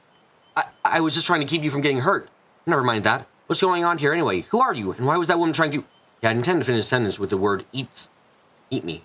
The possibility of what might have been was too terrifying to voice. What was clear to him was that the woman before him had saved his life and stabbed the ghoul to do so. Looking at Alphonse's confused expression, as he wrestled with the situation, she gave a resigned sigh. "You appear to be a member of the military. I presume, then, that you're familiar with the so-called vampire murders?" Yeah, of course." "Well, then, if I were to tell you that those vampire murders really are the work of a vampire, would you believe me?" Alphonse gaped at her. "What?" Without answering, she turned away from him and walked over to the ghoul. Gently, she lifted it from the ground so Alphonse could get a look at the face. What had been a terrifying creature just moments ago was now again a woman. Her expression was completely peaceful. It's hard to believe that she was the same one who had attacked him earlier. "Look closely here," the blonde woman instructed. She pointed the corpse's neck, so as if it had two red dots on the surface. They were completely consistent with the marks on all the other victims of the vampire murders. "It certainly looks like a vampire bite, wouldn't you say?" She said it as this is the most obvious thing in the world. Alphonse still looked puzzled, but she ignored him and continued. "Humans who die as a result of having their blood sucked by vampire become ghouls, who then try to feast on other humans. This sword," she said, tapping the scabbard, "has been blessed by the church and is capable of putting them to rest." Her words brought the bizarre spectacle he had just witnessed back to the front of his mind. While he was interested in the church part of her statement, he had more pressing questions to ask. "You're seriously saying that this was the work of a vampire? You really expect me to believe something so ridiculous?" "Whether you choose to believe it or not, it is the truth. A very unfortunate truth, but the truth nonetheless," she said in the same cool, disinterested tone. Alphonse shrugged with it. The truth, as she presented it, beggared belief. And yet, everything she said added up and seemed consistent. It was equally hard to believe that everything was a lie. He subconsciously touched his throat. The ache there only bolstered her position. He found himself willing to believe her. "There's a vampire in the city. Of that I am certain, and I," she continued, placing a hand on her chest, "am here to put an end to it." A period of silence followed. Undeterred, the woman began to talk again. Still, this is not an ordinary matter that laymen should be involved with. So I recommend that you forget all that you had seen here and heard. And I would prefer, she added with a meaningful glance, you get all this to yourself as well. She turned to walk away. Wait! Alphonse called out to her. He swallowed, stood a little straighter. Will you allow me to help you? The blonde woman came to an abrupt halt. Alphonse thinking he can tank dude nearly got bodied by a normal attack. Yeah, no, that was hilarious in some ways, but he's a soldier. We know they're usually useless. She turned her head to look at him. It was clear that his sudden question had caught her off guard. Slowly, she faced him completely. Well, I certainly wasn't expecting you to propose something quite that ludicrous. What could I possibly stand to gain by allowing you to help me? Her tone was as sharp as ever. Alphonse was unfazed. Around 10 years ago, both of my parents were killed. They died the exact same way as the victims of the vampire murders. Huh? Shock showed through the woman's normally blank expression. Alphonse continued. I remember much of that day. But there's one thing that I can't forget. One thing I'll never be able to forget. As he spoke, the memory returned to him vividly.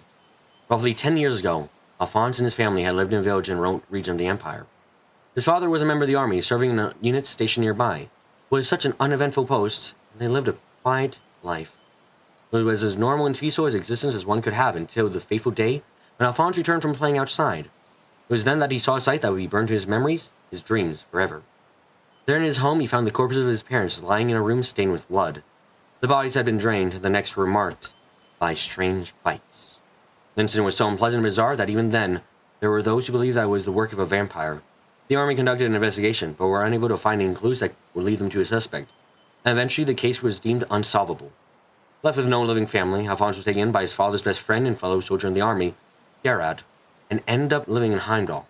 If what she said really was true, and vampires did exist, and if anyone was actually responsible for his parents' death. From the look on her face, it seemed she thought that could be the case too. Alphonse shook his head, though. It was more for himself. It doesn't really matter if it was the work of a vampire or not. It feels as though by solving this case, I'll finally be able to move on from what happened that day. That's why the long silence fell between them. The blonde woman seemed to be deep in thought, and Alphonse waited patiently for a reply. Eventually, she let out a short sigh. As part of the army, you have access to recent information on the murders. Perhaps your assistance may allow me to find the vampire more quickly. She put her hand inside her coat and took out a short sword with the same silvery glow as the rapier she had used earlier. This will allow you to fight against ghouls and vampires. If you'll be cooperating with me, I expect you to protect yourself. Alphonse glanced at her face. Her expression clearly said that she wouldn't brook any nonsense. The resolve would need to be firm and unwavering, and he would need to be prepared to encounter more ghouls like the one from before. Furthermore, he would have to be ready to face the vampire that lurked in the city once and for all. With a resolute air, he accepted the sword from her. My name's Alphonse. Everyone just calls me Al. The blonde woman looked down at her now empty hand, and the corners of her lips quirked up slightly. She raised the edge of the skirt underneath her coat and gave him a respectful curtsy. My name is Rose. I imagine that our time together would be brief. I look forward to working with you nonetheless. You know, when you guys said this was well written, I see what you mean. This is quite fun. Okay. Chapter 3. Foreboding.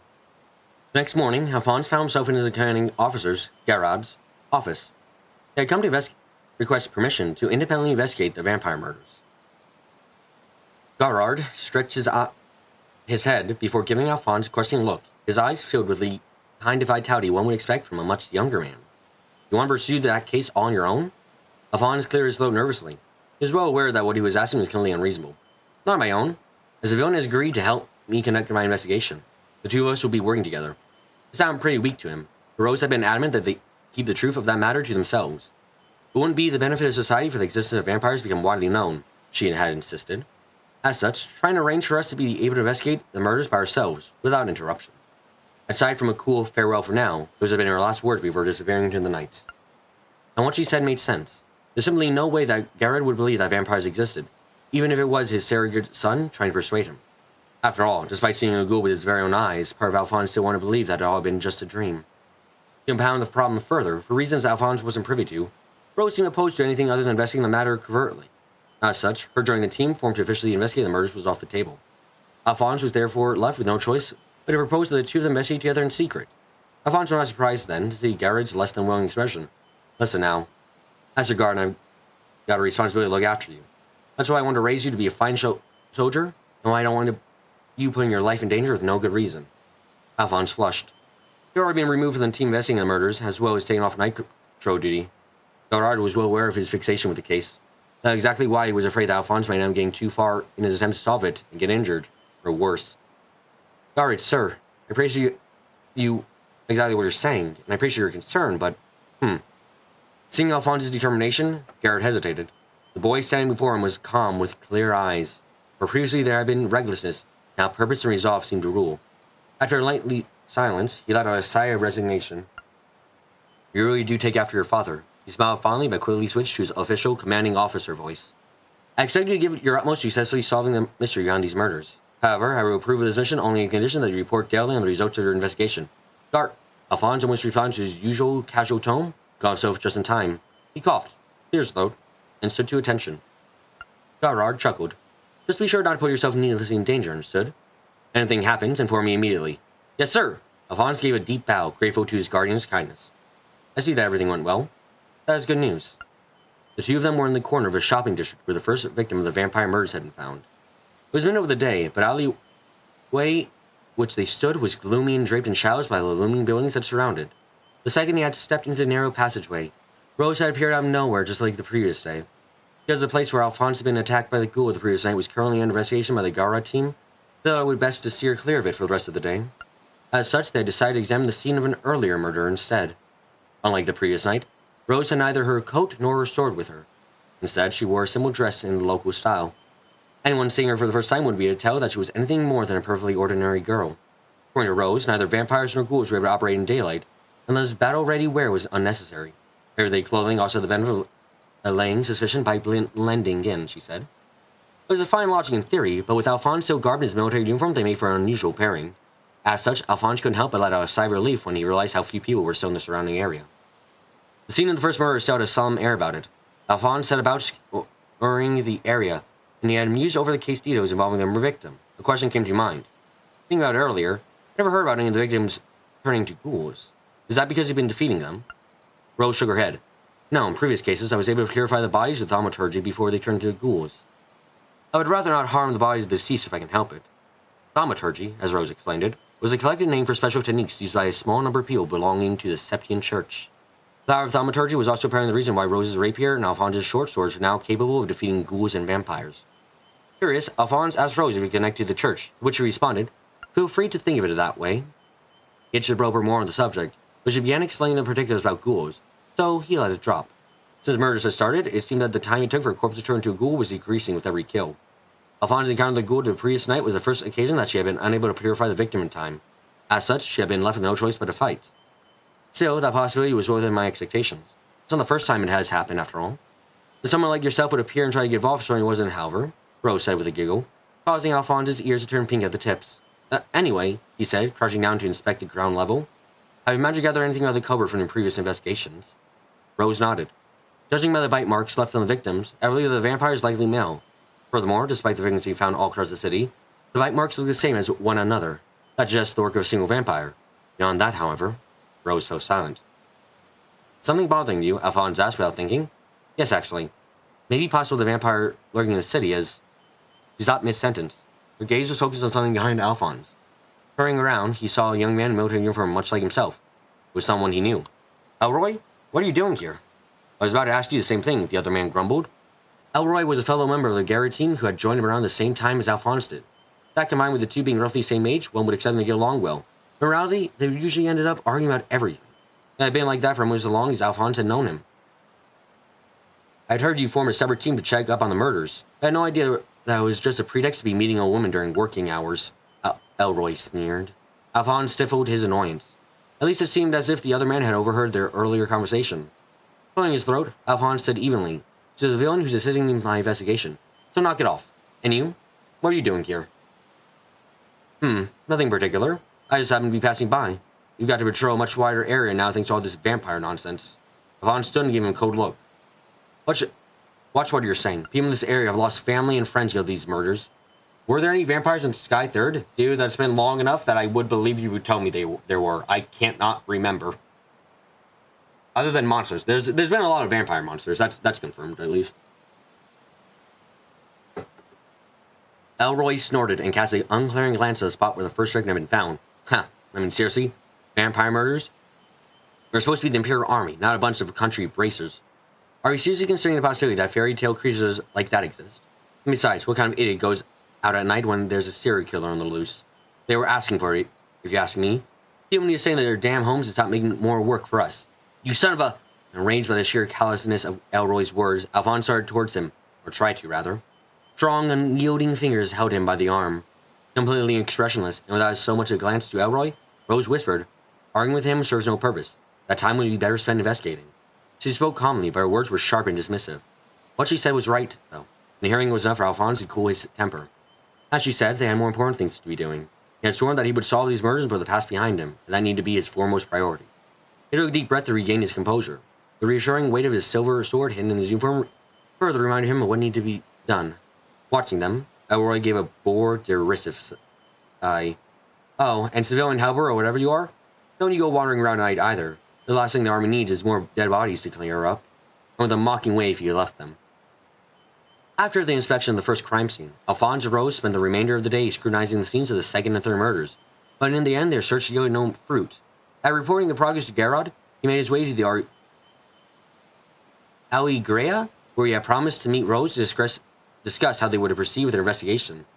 The sea around them was bathed in the orange glow of the setting sun while Alphonse finally stepped into the sparsely populated tavern. He found Rose sitting at a table near one of the windows. Once again, she was wearing the navy coat from their first meeting. It seemed safe to assume that the rapier she used that night was inside it too.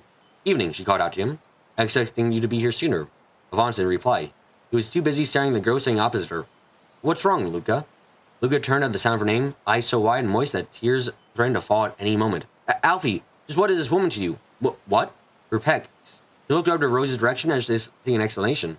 Rose favored him with a bland expression. "All I did was walk into the tavern and state I would like an out-of-the-way table to discuss the future with Al, and she has been pressing me with endless questions ever since." She sighed and shrugged her shoulders as if she understood the situation no better than Alphonse did. Seeing this, he let out an even greater sigh.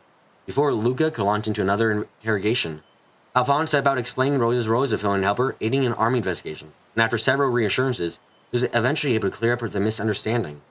Luca's released him to fill her with a renewed energy. Cheerfully, she bounded up from their table and made her way into the back of the tavern again. With her departure, so too left the gaze of the other curious and amused patrons. Rose and Alphonse bent to discuss the investigation. You do remember there were several monsters that drained HP, but you don't remember any monsters being labeled vampires? You remember there were werewolves. Yeah, no, I remember the werewolves too. Vampires, Rose elaborated, were only able to use their powers at night. During the day, they were no different from ordinary humans. Unfortunately, this meant that even if they were to encounter one, none of them would be able to tell. If they hoped to end the murders, they would first need to find some kind of clue as to the vampire's true identity. At one point during the conversation, Alphonse went pale at the thought of what would have happened to the exhumed corpses of previous victims in order to reinvestigate them. But Rose reassured him that it would not be necessary. To his great relief, she had already checked them thoroughly for clues. Even that gruesome task had yielded little more information than the similarities between the bite marks, however. The vampire foe was a cunning one. The number of bodies and lack of clues all pointed towards a careful killer who, more than likely, was living right there among them as an ordinary human. After working their way through the simple meal that Luca brought them, Rose casually glanced over to the back of the cavern. "You seem rather close to that girl," she murmured. It took a few moments for Alphonse to realize who Rose was referring to. "Yeah, I suppose you could say that. I've known her for 10 years now, after all. I had first met Luca when he was brought to Heimdall by Garrod. Initially, I had stayed in a house near that tavern, and being brought by it often, the two of them quickly became friends. As an orphan, Luca's support over the years meant more to him than words could express." Telling Rose all this, Alphonse could feel his cheeks heating up. He began fidgeting awkwardly. "I'm a little envious," Rose said. As she spoke, Alphonse noticed a change in her expression and tone. Usually she said things sharply or with an air of detachment. Her face also rarely betrayed her inner thoughts. Now, though, he thought he caught a hint of loneliness. Unable to let this pass unnoticed, Alphonse opened his mouth to comment. Suddenly, Rose jumped out of her seat. Her chair fell to the ground with a crash. Once again, the two of them became the subject of a roomful of gazes. She paid the fact no mind and stared out of the window, her eyes now wide open. "What is it? What's wrong?" Alphonse whispered loudly. "It's nearby. I can sense it." "It? What do you mean?" "The vampire," she hissed. No sooner had she said it, she raced over to the tavern's owner, who was busy at the back of the building. Alphonse chased after her. He had never seen her in such a panicked state before. "Where's the young lady who was here earlier?" Rose asked the puzzled tavern owner, who didn't appear to have any idea who she was referring to. It was then that Alphonse realized he didn't see Luca anywhere, and he hadn't seen her since she brought them food at half an hour before. After telling this to the owner, he finally seemed to realize what he was being asked. Now they mention it, I would expect her to be back by now. I asked her to run an errand over the grocery store opposite here. Alphonse and Rose exchanged a glance and instantly understood what the other was thinking. Overcome with a great sense of foreboding, the two of them rushed out of the shop without saying a word. So, I feel there's going to be a good bit of tragedy now. Okay. Chapter 4. The Black Vampire. Two people ran through the streets of Heimdall down cobblestones dewed with moonlight. The lead was Rose, her navy blue coat flapping in the wind like the wings of a hawk as she pursued their foe. Just behind her, and shocked by her speed, was Alphonse, head whipping left and right as he searched for Luca. There were no signs of her on the short path between the tavern and the grocery store, where she had apparently been sent. When Rose had sensed the ominous presence of the vampire outside the tavern, she immediately set about following it. Alphonse didn't know what kind of trail she had picked up, but she flew down streets and narrow paths without hesitation, as if following a puppet strings back to its master. To find his friend, they now followed the vampire, spurred by that terrible certainty that the two were connected. Eek! The sound of a piercing shriek filled the air, sending a chill up Alphonse's spine and freezing him on the spot. This one was taking his owner. It was Luca's voice. "Luca!" Alphonse cried. "Where are you?" "The sound is coming from this way," Rose called before rushing down a narrow alleyway. Alphonse followed, stumbling over his own feet in his desperate attempt to keep up with her. He had to barely breathe from running so much, but he ignored the tightness in his chest and sped on. Hanging aside boxes and garbage piled here and there on the path, he eventually reached the other side of the alleyway and emerged into a neighboring street. In it, someone, or something, it was draped in a black overcoat, the upper half of its head wrapped in a large cloth. Not even its eyes were visible. The only part of the body that remained uncovered was the bottom half of its face, a deathly pale expanse of flesh with a twisted smile at its center. At first glance, it almost seemed human. Alphonse was not fooled. This is it, he thought. This is the vampire. It was then that he realized the black-clad figure was holding someone in his arms. Luca. Just as that realization hit, the vampire's rictus of a grin yawned wide as it opened its jaws. Alphonse caught a fleeting glimpse of beast-like fangs, too long, too sharp to be human. Seeing them, Alphonse instantly recalled the bite marks of the murder victims' necks. As he watched, horrified, those needle-like teeth descended towards Luca's throat. Rose with the first act. In a moment so fast he could barely keep track of it, she withdrew several thin objects from the inside of her coat and threw them at the vampire.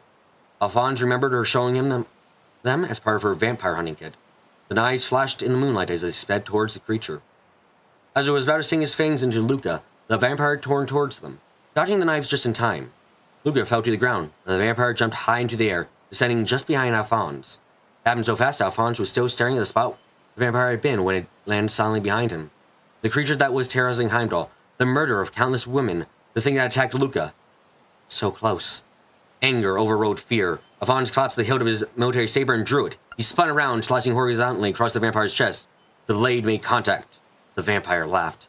Alphonse watched transfixed as the wound in the creature's chest healed. The next instant, the vampire punched its right fist out towards the pit of Alphonse's stomach at incredible speed. Gah! The impact was so great that it forced him back, expelling all the air from his lungs.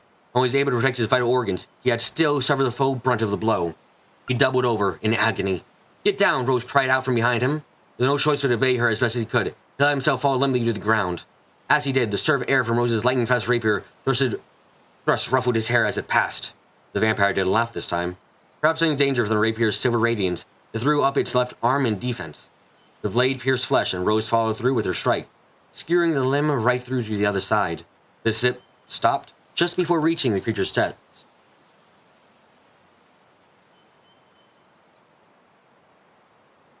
Keep having to take a drink.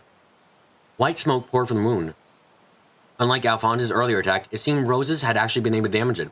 Rose tried to move the sword, but was stuck fast. The vampire smiled again. So you must be the vampire hunter responsible for steering those ghouls. She ignored him and tried the sword again. I heard that many of my brethren had fallen into the hands of a vampire hunter. He continued in a low, sibilant voice. I certainly did not expect the hunter in question to be a mere girl. Rose gave a derisive laugh. Brethren? I think you find that word is meant for humans, not beasts like your kind. The vampire hissed, and she bared her teeth at it as they both fought for control of the sword. Rose had tried pushing forward, urging the blade on, while the vampire kept the muscles in his forearm as if rigid as steel to thwart her movement. Still lying on the ground, Alphonse gathered just enough strength to begin crawling his way to Luca's side.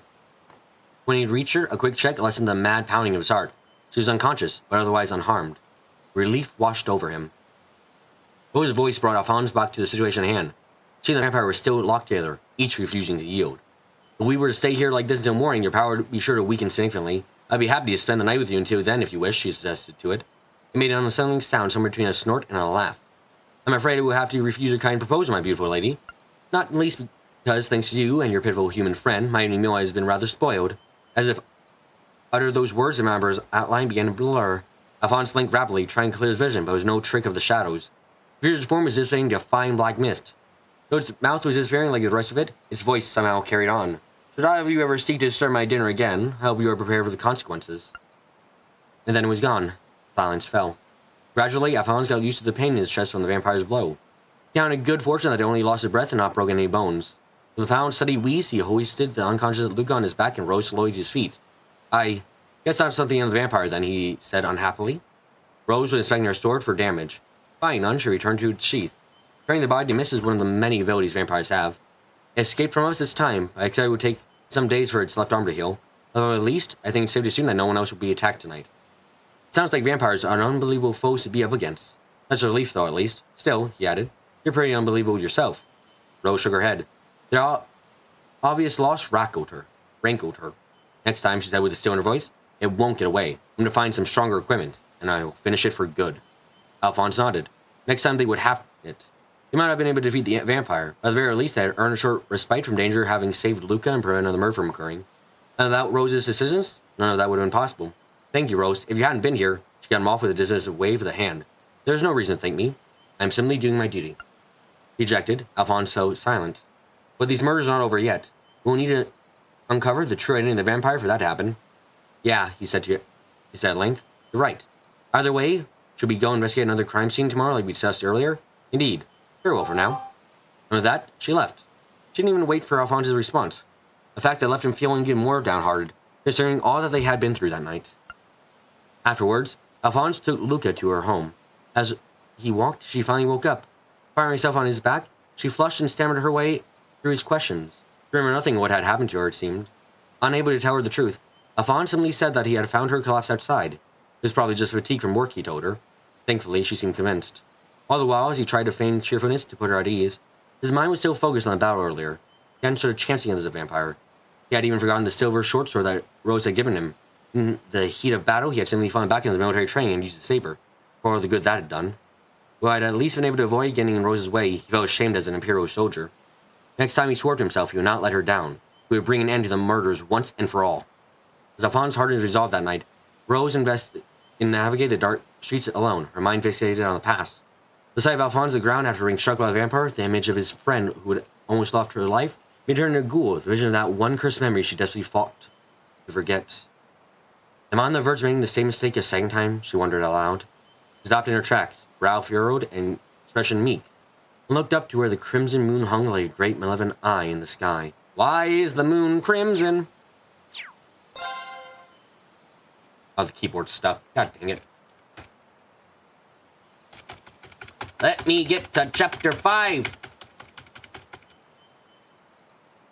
Let me get to chapter 5. I want to read. Okay, there we go. Farewell. Chapter 5, farewell. So, this is the cupboard behind the vampire murders, you say. Garrod peered at the sketch, brows drawn down. The morning after Alphonse and Rose had fought the vampire, and made sure to report that fact to Garrod. The sketch Garrod was studying had been outlined based on Alphonse's testimony. It depicted a figure dressed all in black with the upper face obscured. The portrait showed everything Alphonse could recall of the vampire's distinguishing features, and he hoped that would be helpful to the army's investigations. Naturally, he had left out how the suspect was actually a vampire, and capable of turning himself into black smoke on a whim. Having his commanding officer think him crazy would help no one. The purpose of the sketch was simply to help people watch out for the culprit, not to try and convince them of its true nature after all. He did wish he could tell them the complete truth, if only to better prepare them for a potential encounter against the monster, and help them more effectively hunted. But he knew better than anyone that no ordinary human would be able to stand up against it. He had learned that much firsthand the previous nights. Trying to fight the vampire would only lead to unnecessary fatalities, and organizing large teams to try and exterminate it could even lead to its hiding itself away, or worse, fleeing the cabin and going elsewhere. As such, the best chance to defeat it once and for all seemed to lie with Rose. Because Remelia is the main boss, so you want to go on a midnight stroll again. God dang it, Remelia. Gerard trained and fixed Alphonse with a concerned eye. Anyway, Al, I'm just glad that you and Luca are both alright. Thane let out a released sigh, as if that was generally the most important thing to him. The description and portrait the black-clad man would be used to encourage people to be more vigilant and watch out for the culprit. If the number of people going out at night were to decrease, the number of murders would likely decrease too. Garrod tried to convince Alphonse to rest for the day, not least because he'd been injured the previous night. Alphonse had no intention of listening. He and Rose had already decided to meet up and investigate further, he insisted. Garrod's brows ascended once again at that. His parting words as Alphonse left his office were simple. Just don't do anything to put yourself in unnecessary danger, alright? While I was usually strict as a superior, it was obvious I genuinely cared for him like a real son, a fact that Alphonse couldn't possibly be more grateful for. Feeling newly motivated, he quietly muttered to himself, "I will stop these murderers," as he walked towards the exit of the guardhouse. Just before he could set off for his meeting with Rose, however, he encountered his fellow soldier, Elroy. The other man looked as glum as ever. Judging by his appearance, he had been just finished the morning's training. Beads of sweat ran down his face, and his hair was matted to his forehead. Despite this, he didn't seem the slightest out of breath. Elroy had always been that way. Though I never seemed to train more than Alphonse and the other team members, he always seemed seemingly stronger and more capable than any of them. He was well aware of this fact, too, and seemed to have developed a sense of superiority because of it. Looking down his nose at the others was Elroy's signature move. Today seemed no different. He turned to Alphonse with a mocking smile on his face. "So, you ran into the cover behind these so-called vampire murders, did you?" "Yeah, I did." Elroy gave a contemptuous snort. "Oh, you're used to it then, aren't you? Why didn't you catch him? This would be all over if you had." As usual, Elroy wasted no time trying to pick a fight with Alphonse. This time he had no comeback. Elroy was right. If he hadn't been so weak, he would have been able to defeat the vampire and stop the murderers the previous night. Seeing Alphonse's reaction to his provocation, Elroy folded his arms triumphantly. "The man might favor you, but I think it's about time you stopped letting that get to your head and learned your place." Alphonse let out a retort when he noticed something. Elroy's left arm was wrapped tightly in several layers of bandages. "What happened to your arm?" Alphonse pointed the bandage with a finger. For a brief moment, Elroy seemed unsure how to respond to that. That? It's nothing, really. I just heard it in the training earlier." Spots of blood peeked through the bandages, making clear that it was a recent injury, at the very least. Alphonse looked at the damage with concern. This is why I can't stand you." Trying to throw off my teammates' worry, Elroy gave an audible tut before walking away, leaving a slightly embarrassed Alphonse behind. While they were hardly on the best terms, Alphonse didn't bear any particular grudge against Elroy. It was here the same couldn't be said for the other man, but Alphonse had no idea what he had against him. Laying out aside, he returned his thoughts to the investigation at hand. Now wasn't the time to be thinking about Elroy. He had to focus. With a shake of the head, he opened the guardhouse and set out to meet Rose. No way, that's a red herring. Elroy can't... We can't already know Elroy's a vampire, right? They decided to continue their search where they left off. So it was at the scene of the fourth murder that Alphonse met Rose. Despite scouring the area as thoroughly as they could, however, they found nothing that would help them identify the criminal. Eventually, Rose stopped to think for a while before proposing that they make their way to the street where they had encountered the asshole the previous night and search the scene there. Alphonse agreed. It seemed like a completely different place during the day. The still quiet that marked the night had been replaced with cheerful chatter, and the bustling people examined the wares of the street stalls. Since the murders were known to happen at night, people seemed to have to go about their ordinary lives during the day without worrying the world. They didn't care to avoid standing out too much. They walked side by side around the street looking for potential leads. It's hard to believe that we fought a vampire here last night. Rose's lips curled up slightly. Most would find it difficult enough to believe that vampires exist to begin with. I suppose that makes the existing people like me, who live to hunt those vampires, more unbelievable still. Was that meant to be a joke? Alphonse wondered. Unsure how to respond, he elected to remain silent. Unfazed, Rose set about analyzing the previous night's events. The scent given off by a vampire was the same as the one I had sensed from all the victims. At the very least, it seemed beyond a doubt that the vampire is the killer we've been searching for. His scent, Alphonse asked before recalling that Rose had mentioned something similar earlier when they were trying to pursue the vampire the previous night. So if we follow that scent, we can find out who the vampire is? Rose shook her head. I'm afraid not. As I said before, vampires are only capable of using their powers at night. During the day, they're no different than ordinary humans, and accordingly, the scent that gives them away as being a vampire vanishes as well. They both knew that, ideally, the best way to defeat the vampire would be to strike during the day while it was unable to activate its powers. But without any clues as to the vampire's identity, they didn't have any chance of doing so. Realizing anew just how difficult the work of a vampire hunter must be, Alphonse admired Rose all the more for being able to cope with it. Yeah, the first thought about when you read this too. As for the truth, you won't confirm or deny. Okay, Kyle?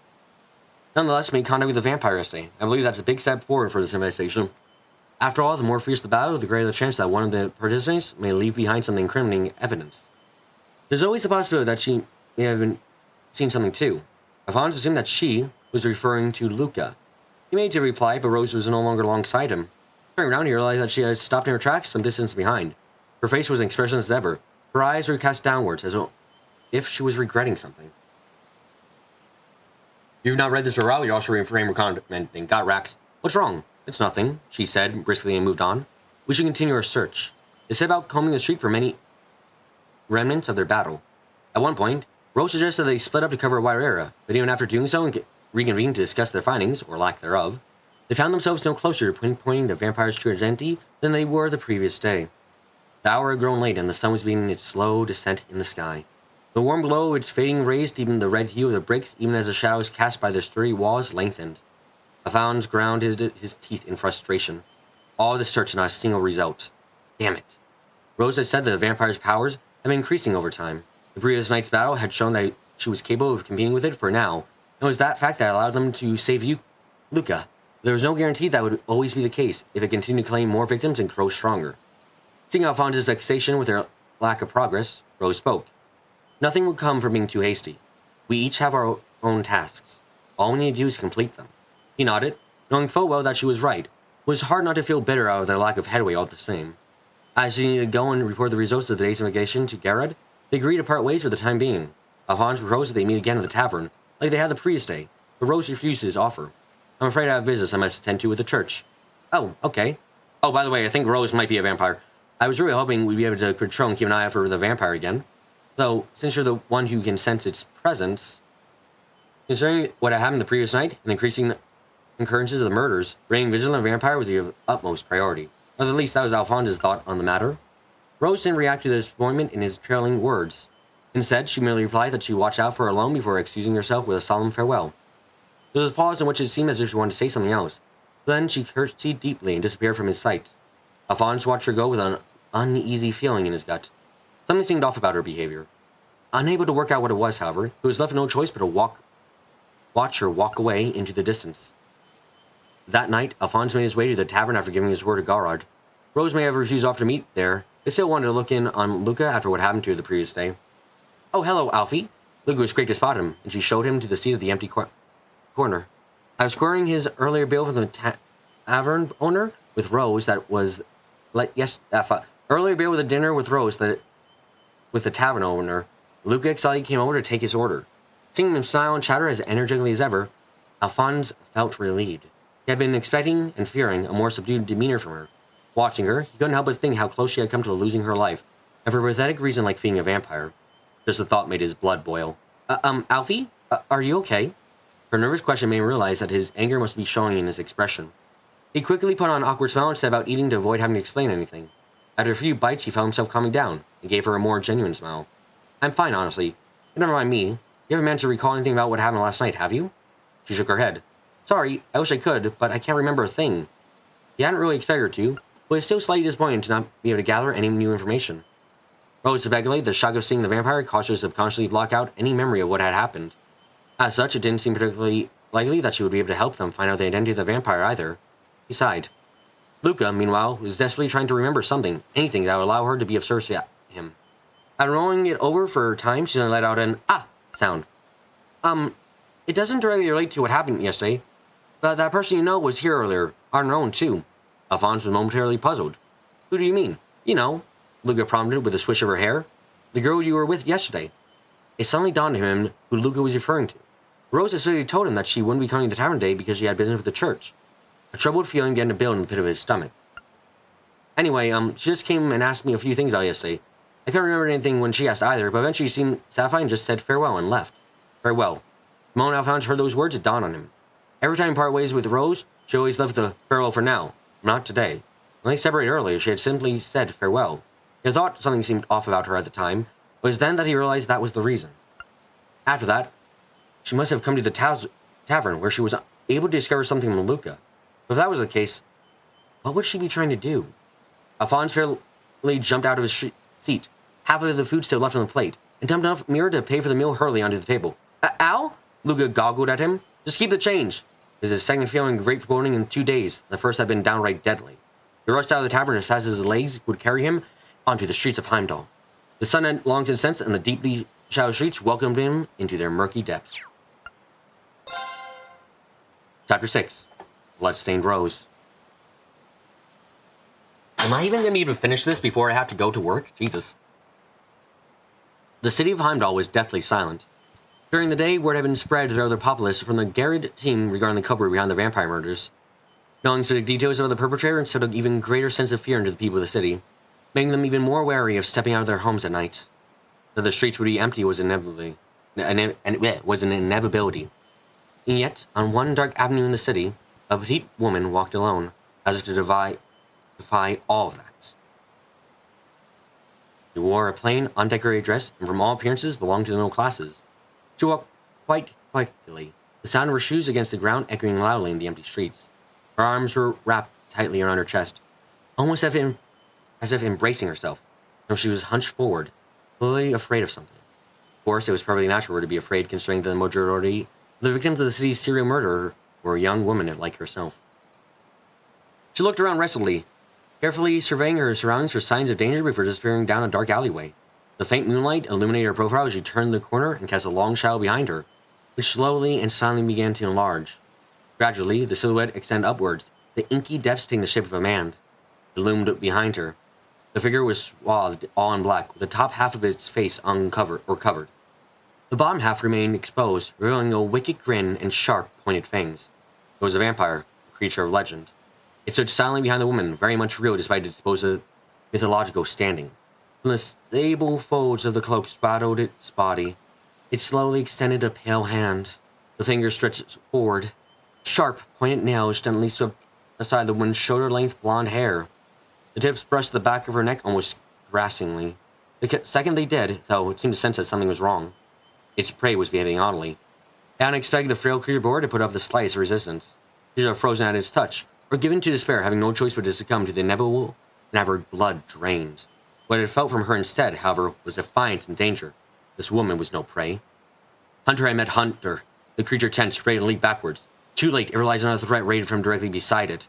There was no avoiding it. The sound of paving stones cracking resounded in the still night, and his outstretched right arm was suddenly strided by numerous sharp objects. The vampire let out an involuntary hiss of pain, as a wave of silver blades arced through the air and flesh, one after another, but the attack wasn't over. The vampire sensed danger from below, too, and the blades which impaled into the ground suddenly arced upwards with alarming speed, as if retracing their path through the air. Just as the blades were about to sever its right arm from its body once and for all, it was able to jump out of their way. Clutching its mangled limb, the vampire edged further back to put distance between himself and the woman. It watched balefully with narrowed eyes as the razor-sharp segments that had pierced it soared back over the bladeless handle in the woman's hand. When she had drawn it, he didn't know. Oh, yep, there we go. So that's the church girl sword. Connected by sturdy steel wires, the segments interlocked one by one, eventually forming a complete blade known as a Templar sword. She swung it, shaking the blood from its surface.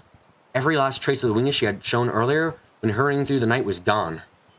She turned around finally, revealing the dignified, expressionless face that had lain on the other side of the sleek blonde curtain of hair. It was the vampire hunter, Rose.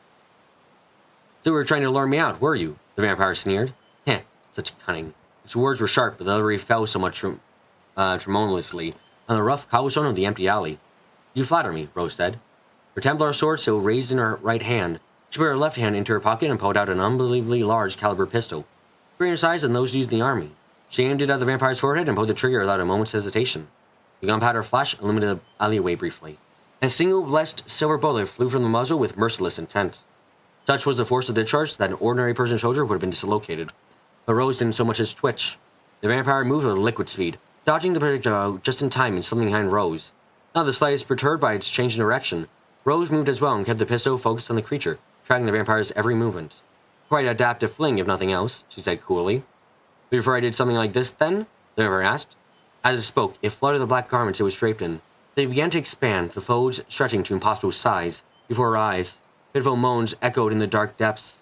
Rose watched in their eyes as a number of ghouls crowd out from within, as if emerging from the thin air. 5, 6, 7. Eventually, she counted 10 in all. It hadn't even been 24 hours since the previous battle. The vampire couldn't possibly have attacked that many people in that time. Rose's mouth tightened. I see. In her belief, the report murders would be the only victims. But that wasn't the case at all. You were abducting others who had no living relatives to notice they were gone. You kept them locked away somewhere, weren't you? Precisely. With the vampire hunter on the loose, I had to make sure they had some food in reserve. I'd rather not run the risk of going hungry, you see. The very thought makes me feel physically ill, Rose replied quietly. With a vicious yank, she tore the dress she had worn as a disguise from her body. Underneath it, sturdy leather clothes designed with mobility in mind were revealed. Attached to them were numerous belts holding large guns, knives, and other anti-vampire weaponry in place. It was clear at a glance that she was well prepared for battle. The sight of Rose's arsenal coaxed a sickly smile from the vampire. "Go forth, my minions." Another wave of his pallid hand, the ghouls leapt forward. "Where are you, Rose?" Alphonse shouted between the pants as he ran back and forth across the city, desperately searching for her. Try as he might, though, he could not find any sign of the blonde woman. Even his fellow soldiers roaming the streets had seen nothing. Alphonse had a very specific reason for pursuing this case, and he intended to lose his opportunity to put that past behind him. That was what led him to propose that he and Rose work together, a proposal which she had accepted. And yet, despite all of that, she was trying to fight the vampire on her own. It was too risky, even for her. His mind was full of worry for her, and that fear conjured forth the image of his parents' dead bodies. Never again.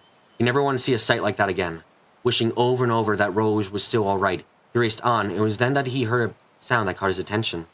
The clash of battle. As soon as the noise reached his ears, he quickly surveyed his surroundings. The source seemed to be an alleyway nearby. Without a thought spared of his own safety, he charged into the alleyway. There, an unbelievable sight met his eyes.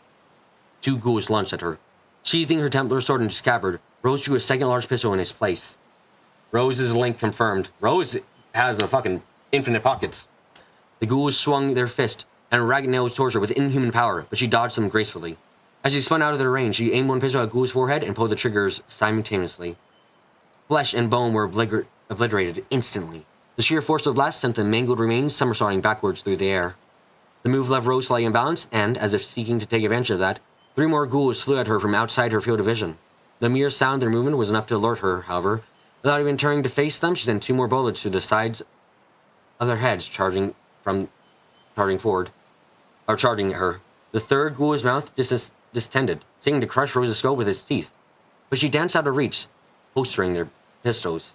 Fluently, she then flipped back through the air, drawing her Templar sword at the same time and slicing the lower half of the ghoul's body from the upper half in one swift stroke.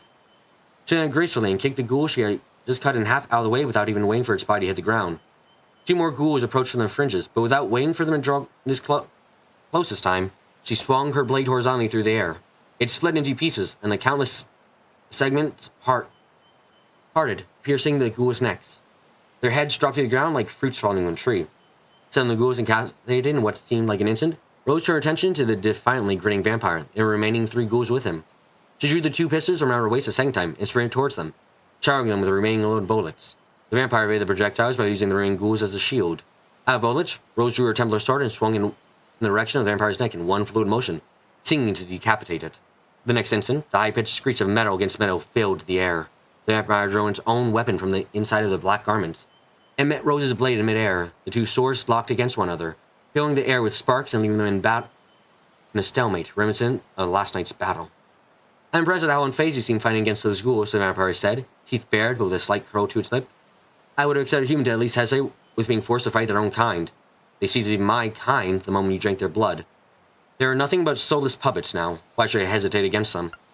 The creature inclined its head almost respectfully. "Heh, you're starting to think like a vampire hunter?" The sound of a metal against metal continued to reverberate throughout the area. Drinking the blood of the ghouls had allowed the vampire to become even stronger than the previous night. Its once crippled right arm had already healed and regained its original form. Even so, Rose met it without any sign of strain, her strength matching that of the fell creature before her. "Rah!" The loud war cry split the air, startling both combatants, and a third figure suddenly burst onto the scene. The charging figure was dressed in an army uniform and brandished a silver sword. It was Alphonse. As the vampire of God, he slashed at its side. Having no experience with the weapon itself, it was a shallow attack, and the damage it dealt far from lethal, but it was enough to break the stalemate. Seizing the opening, Rose forcibly knocked the vampire's sword out of the way, and in one flowing motion slashed horizontally from its low chest to its left arm. A crimson gout of blood arced from the wound, splashing the cobblestones. Something also sheared off from within the vampire's garments and flew into the air. The vampire clutched its chest in pain. It was clear that her attack had only grazed it. It seemed that, once again, the vampire's preternatural speed had once again saved it from mortal injury. Eyes darting from one to the other, it backed away with an audible, "It looks like the odds are stacked against me. I retreat here today," it said, its outline growing dim before it turned to mist and vanished into nothingness. After a moment of heavy silence, Alphonse sheathed his sword, staring at the spot where the vampire had previously been. Got away again. Trying to look at him, Rose let out a sigh of disbelief. "Why did you come?" Hearing the coldness in her voice, Alphonse lost his composure. He seized her shoulders in his hands. "Of course I came," he yelled. "What were you thinking trying to fight him on your own? It's too dangerous to take him on without help." Her cool blue eyes locked with his. "Dangerous? For me? Do you honestly believe that?" she asked. Her face was as mask-like as ever. Her tone had dropped from chilly to downright glacial. It had a cooling effect on Alphonse's anger. He took a half step back and looked at her from top to bottom. Illuminated by the light of the moon, he could see that she was covered in gore. He released her shoulders and stared down at his own hands. They, too, were now wet with the blood from touching her. And yet there was not so much as a scratch on her whole body. The filth covering her entirely belonged to the ghouls she had defeated. I am a vampire hunter. This is not the first vampire I have hunted. I have killed more of them than you can possibly imagine. Alphonse couldn't deny what she was saying. He had seen for himself the skill and grace she had shown when mercilessly slaying all those ghouls, unmoved by the fact they were once humans. She had been an artist in battle, and the sword was her paintbrush. What he had witnessed was beyond his comprehension, a struggle between monsters rather than human beings. That was why he could do nothing but stand and watch at first, unable to intervene. He was lost for words. Rose broke the silence with a short, frosty laugh. Al, I have no further need of your assistance. I suggest you forget about all this and return to your ordinary life. She gained a respectful courtesy just like the one she had when they first met. Goddamn anime endings, what must you not your surprise attacks? I don't know. I'm not finishing this before my fucking stream. Before I have to end the stream. Holy shit. Chapter 7. Parting of the Ways. I have no further need of your assistance. His mind still reeling from the skill that Rose had demonstrated in her earlier battle, the only way he could react to her words was with dumbfounded silence. There were plenty of ways he could have argued back, not at least by pointing out that they had to discover the vampire's identity. The reason she had originally agreed that they worked together was so that he could use the position in the army to aid her in doing so. As if reading his mind, she said, I discovered the identity of the vampire this afternoon. As such, there's no longer anything you can do to help me. His initial reaction was doubt. How could she have possibly been the only one to discover the vampire's identity when they had conducted the investigation together? But then they hit him. They hadn't always been together. They split up to investigate a wider area today, too. And if she had discovered a vital clue during a period where they were acting separately, it made perfect sense that she would only be the only one who knew the truth. He tried again. But still, I have my reason for wanting to see this through to the end, too. I can't just go back to living as if none of this ever happened. Rose knew this already, of course. He had told her about his parents' murders once already, and made her realize that the two cases might be connected. She sighed, reaction making perfectly clear that pointing that out would do nothing to change her mind. She met his eyes again, unwavering in the slightest as she said, Allow me to put my position to you more bluntly. You are not a help. You are a hindrance. It was as if a sharp blade had pierced his chest. Her words left him shocked and speechless. She continued, I would have thought that anyone who looked around would be able to realize that this is not a matter that ordinary people can or should involve themselves in. As she spoke, she gestured to the directions of the ghouls. Rather, human corpses that were once ghouls, littering the surrounding area. Some were riddled with bullet holes. Some had smashed skulls. Some had no heads at all. Her words caused Alphonse's memory to return once again to the battle he had witnessed. Even if he had tried to intervene earlier than he did, would he have been able to do anything? No. On the contrary, it was easy to imagine him getting in Rose's way, becoming a liability and interfering with her ability to fight. Alphonse looked down at the ground dejectedly. It was galling to hear, and realized that he might be useless in this. Rose opened her mouth to continue, her gaze somewhat distant. A long time ago, I tried to pursue another vampire with the help of a civilian, just like you. I was hesitant first, but after he insisted so vehemently, I eventually accepted. Alphonse looked up, stunned at what he was hearing. He assumed that he was the first person to offer her assistance. He was killed by the vampire we were pursuing. After that, the vampire disappeared, never to be seen again. It was clear by the pain in her voice that for someone whose life revolved around killing vampires, there could be no worse outcome. Of all the jobs I have undertaken, that was my worst failure, the most terrible stain on my record. I would not allow something like that to happen again. As such, I have always tried to keep you at arm's length. All I wanted from you was for you to make it easier for me to conduct my investigation and find out what I wanted to know. I was just using you all along. She continued on, telling that everything had gone the way she had hoped it would, perhaps even better. Thanks to his contribution, she had been able to discover the identity of the vampire, and the army was able to find out what it looked like, helping them to keep people off the streets and allowing her to successfully lure the vampire out. For that, at the very least, she was grateful. Alphonse could only stand and listen as her cold words washed over him, the meaning of what she was actually saying not truly sinking in. He was silent for a moment and took a deep breath before starting again. The worlds we live in are just too different.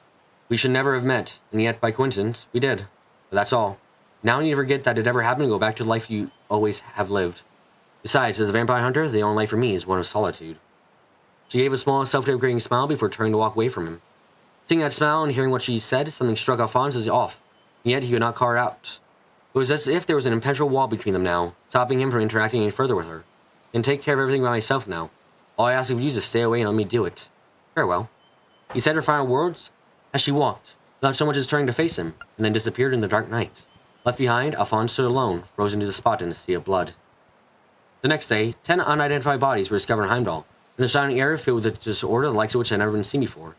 Numerous soldiers moved to and fro, surveying the area around Garrett's direction, while crowds of curious onlookers tried to get a closer look at the gruesome display. Wouldn't he have been able to help? Bruh, if you didn't yell during your attack, you could have attacked the vampire once. Yeah, no, anime dumbasses. Even Alphonse, who had been removed from the main investigation team, had been called in to assist this time. Alphonse expected the bodies to be heavily disfigured from Rose's attacks. But then he reached the scene. He could see no evidence whatsoever that previous night's battle had ever taken place. The only marks on the body were the bite marks left by the vampire? What? At first, that fact confused him. Then he remembered that Rose was somehow connected to the church. It seemed quite possible, then, that she would have worked alongside others, one or more who may have been arrived here later disguised and innocent of their involvement. After all, the church has the ability to purify weapons to allow them to contend with the vampires. The possibility that they might also be able to put corpses back together was hardly a stretch after all the things he had already witnessed. Realizing how ludicrous that would sound to the average person, he'd always only laughed to himself under his breath. There was no sign of Rose at the scene, although Alphonse hadn't really expected that she would appear to begin with. She had made it clear the previous night that their original arrangement was over. Most likely, Rose would go on to bring an end to the vampire murders herself in secret, with the culprit never apprehended, and the fact that vampires actually existed never being revealed to the world. Could he live with anything ending that way? There was still one burning doubt in Alphonse's heart, a lingering unease that refused to go away, the expression on her face as she turned to walk away. As a vampire hunter, the only life for me is one of solitude. That may have been what she said, but a sad smile on her lips when she did so told a different story. Coolness underlined with resignation.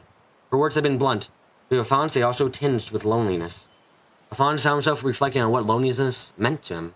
It was a feeling he was all too familiar with after losing his parents.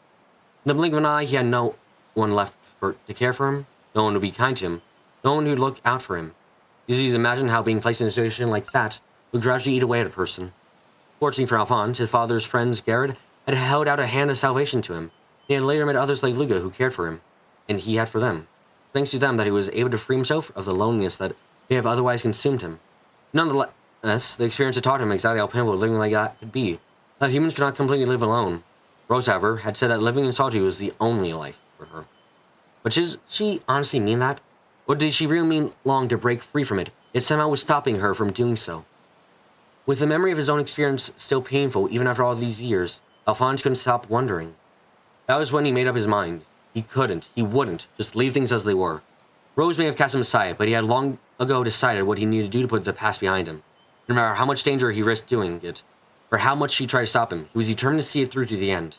If that meant he might be a hindrance to her, so be it. This was his fight as much as hers. Alphonse shook his head fiercely from side to side as if to divest himself of the doubts and hesitations that had been filling his mind since the previous night. Focusing on the task at hand, he set about frankly investigating the area. That, he felt, was the only way for him to be to stand shoulder to shoulder with her. Time dragged on as the search continued. The receding rays of the setting sun began to blanket the scene in warm apricot hues. The 10 corpses had been carried away. The vast majority of onlookers had been dispersed. A large number of soldiers who had formed the investigating team had also reached the stopping point in the investigation and were ready to return for the day. Alphonse waved them off, still silently combing the air for clues. Come on now, it's time to go back to the guardhouse for the day. The concern in Garred's voice was obvious. Alphonse only spared him a tired smile. Sorry, sir. Just let me look around a bit longer. Concerning the intense battle fought between Rose and the vampire the previous night, there's every chance that something may have been left behind that might help him guide to the vampire's identity. The investigation team had found no such thing despite spending the entire day looking. That did nothing to dampen Alphonse's spirits. There was something here, he knew it. Seeing Alphonse's determination, Garrod couldn't help but smile in return. All right, then, have it your way. Just make sure you stop and come back if you're too tired. And with a backwards wave, he walked off to join the other soldiers as they returned to the guardhouse. Silently thanking Garrod for his kindness, Alphonse went back to scouring the alley. Another half-hour passed while Alphonse methodically swept his eyes over every nook and cranny. As the light from the dipping sun retrieved in the sky, he began to fear his time was up, but just then his eyes were drawn to the point between two of the buildings. There was a narrow gap, overlooked in the investigation, where something might have fallen. Indeed, he spied the barest of shapes on the ground. Upon spotting it, Alphonse remembered seeing something fly from the vampire's chest when Rose had landed her glancing flash. He crouched down to inspect the space. The gap between the buildings was so narrow that his arm could barely fit inside. He stretched out his fingers, desperately trying to reach the fallen object, and eventually managed to catch it between his index and middle fingers. It was a narrow, rectangular piece of cloth. Alphonse stared at it, analyzing every last detail of its surface. It was filthy gray in color. It was light meaning that it had been white originally. It was also clear that it had been separated from something by Rose's sword. But other than that, it looked like an ordinary piece of cloth. It had been nothing of interest to anyone at all, just passing by. Anyone other than Alphonse, that is. Looking at it, he finally understood everything. The reason Rose had suddenly chosen to part ways with him, and the true identity of the vampire who was terrorizing the city. I can read this one before I have to go. Okay, I can read chapter 8, then I gotta go. Chapter 8, The Truth. The stillness of night came once again to the streets of Heimdall. A witching, yet eerie red moon hung full in the sky, its carmine glow staining the red bricks of its surrounding buildings an even deeper crimson. After that gruesome discovery of the bodies that day, the Guardian team had trained its nighttime patrols. Most of the team were on the streets, determined to prevent any further violence and repair the damage to the Imperial Army's honor. The patrol routes had them taking tight circuits to the city roads, vigilantly searching for anything out of the ordinary. On one particularly dark street corner, a block away from the Algeria Tavern, stood a young man in military uniform. Much like the others, he was making the rounds in his thoroughly deserted patrol area. A figure turning onto the street just ahead of him made him pause mid-step. Warily, he put his hands on the sword at his waist. As the figure drew closer, the features gradually became more visible. There was another soldier like himself. It was Alphonse. Oh, so I guess it is the Elroy. Alphonse stepped forward and stood silently before the other young man. He fixed him with an unwavering gaze. Oh, it's you, the young man said, sounding annoyed. What are you doing here? This is my patrol area, not yours. He glanced at Alphonse with intense dislike. Alphonse did not look away. He came to ask you something, Alphonse replied, simply. He put his hand into his pocket and took something out of it. It was a dirty piece of cloth. The other man looked puzzled. What's that supposed to be? It's something I found in the area where a vampire appeared last night. It's also yours, isn't it, Elroy? Elroy stared back at Alphonse, then rolled his eyes. His voice dripped with contempt. What are you talking about? Did you really abandon your post over some rag and vampire? You're supposed to be a soldier, not some kind of superstitious lunatic, he scoffed. This is part of the bandage you were wearing around the left arm when you said you were injured in training, Alphonse said calmly. The cloth, Alphonse continued, was been cut from his bandage during the previous day's battle, and out between the two buildings, an area they neglected checked. He didn't, however, mention you had done the cutting. There's no need to tell. Elroy information that he already knew, after all. Hearing this, Elroy clutched his left arm, pinned on the sleeve of his army uniform, almost as if trying to hide it from Alphonse. Besides, the idea that you were badly injured enough to need a bandage like that in standard training makes no sense to begin with. You're the most skilled swordsman in the Gara team, after all. It's not to say you weren't actually injured, easily considering there really was fresh blood on the bandage itself. But you didn't injure yourself during training. You were stabbed by a rapier, and that was what the bandage was intended to disguise. Elroy said nothing. Under any other circumstances, he would have been quick to argue back. Not this time. His brow furrowed, he glared angrily at Alphonse. I'm sure they must have replaced the bandage with a new one last night. But then, what was this doing on the scene of the crime? You weren't involved in this morning's investigation.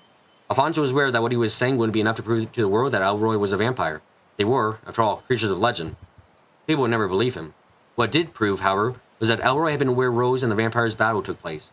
Considering that Alphonse already knew that the vampire were no mere myth, that was all the proof he needed.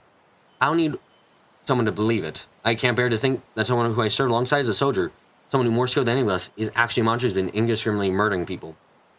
Elroy made no reply. He just stared down the ground, silent and tense.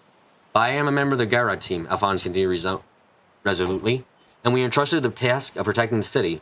I have a duty to do what I can to prevent any more lives from being lost.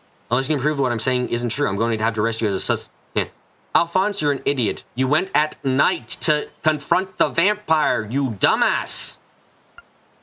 Hands at his side, Elroy let out a short, quiet laugh. The second he did, something changed. The atmosphere became oppressive.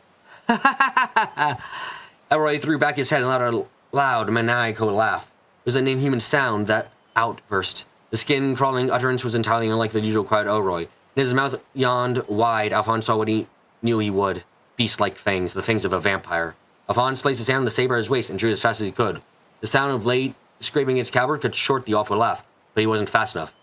Before he knew it, Alphonse raised in front of him. Where's Grimwood? Alphonse is pulling a guy here. Very much so. Was swinging his sword with incredible force. Alphonse barely had the time to block its arc with his own. The sound of metal against metal filled the air, and the monstrous strength of the blow pushed Alphonse backwards. It is obvious to him that Elroy's power is vastly greater than it had been when he took the punch to the stomach several days ago. If Elroy had been this strong that day, Alphonse knew he would already be dead. Barely managing to hold his position, he clung to his saber with his now somewhat numb hand, but the vampire was already drawing back for another strike. Planting his feet firmly on the ground, Alphonse was able to parry the blow, but it's all he could do.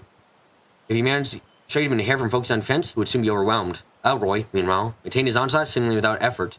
Blow after blow rained down effortlessly. You should have waited, Alphonse. Surely you know the vampires can only lose their powers at night. Very good point, Elroy. Alphonse grunted as he narrowly deflected another attack. Naturally, he did know. He was fully aware that waiting till morning might have given him a chance to beat Elroy, but he just couldn't bring himself to wait, Now, when there was possibly they might claim another victim that very night. What? You dumbass. His conscience wouldn't allow him to sleep peacefully in his bed, knowing that he could have done something to stop that murder from happening. Dumbass. As he punctuated his point, Elroy knocked the saber foul upon his hands with a vicious swipe that drove him to his knees. The blade clattered on the paving stones far from the fighting pair. You're finished, Elroy crowed, turning sword on Alphonse.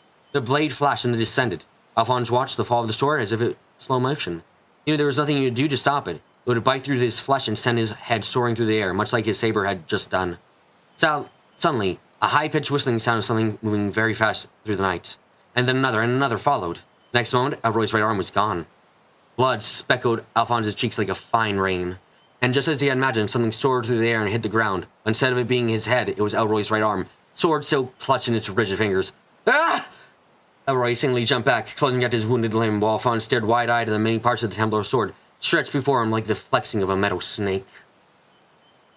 Emotional anime dumbass, you don't tackle, you dead. Yeah. The wires getting the razor-sharp blade segments gleamed in the moonlight. A line tension that ran through the wires, and they all refracted just as fast as they had appeared. Soon after, a lone figure approached to take their place. It was a woman in a navy blue cloak that was thrown wide, exposing countless weapons attached to the battle gear she was wearing underneath. She had sleek, shoulder-length blonde hair, capped by a navy blue beret. The look she gave Alphonse when she saw him was something between aspiration and disbelief. Alphonse smiled weakly. What took you so long, Rose? 1, 2, 3, 4. I just don't have enough time to finish reading this today. Holy shit. There's so 1, 2, 3, 4. There's so 5 chapters to read in this. Holy shit. I gotta get going for work. I did not expect that. Okay. Thank you all guys for coming to today's live stream. I'll make sure to post the board in Discord later tonight. I'll post it around like 10 or like I'll post it around 9 o'clock tomorrow on the Falcom subreddit, so watch out for that. How am I liking it so far? It's really good. I am shocked by how good this is. This is a really good book. I'm liking it. Novella. It's nice. I like it. I enjoy it. Anyway, thank you all. I really got to get going. This is the first time coming to stream. I said subscribe to the most. Or when I'm streaming, if you like anything on the video, leave a like. If anything, comment, leave a comment down below. I really got to move fast. So thank you all again. And until next time, I hope you all have a great day. And I got to get close. I got to say goodbye.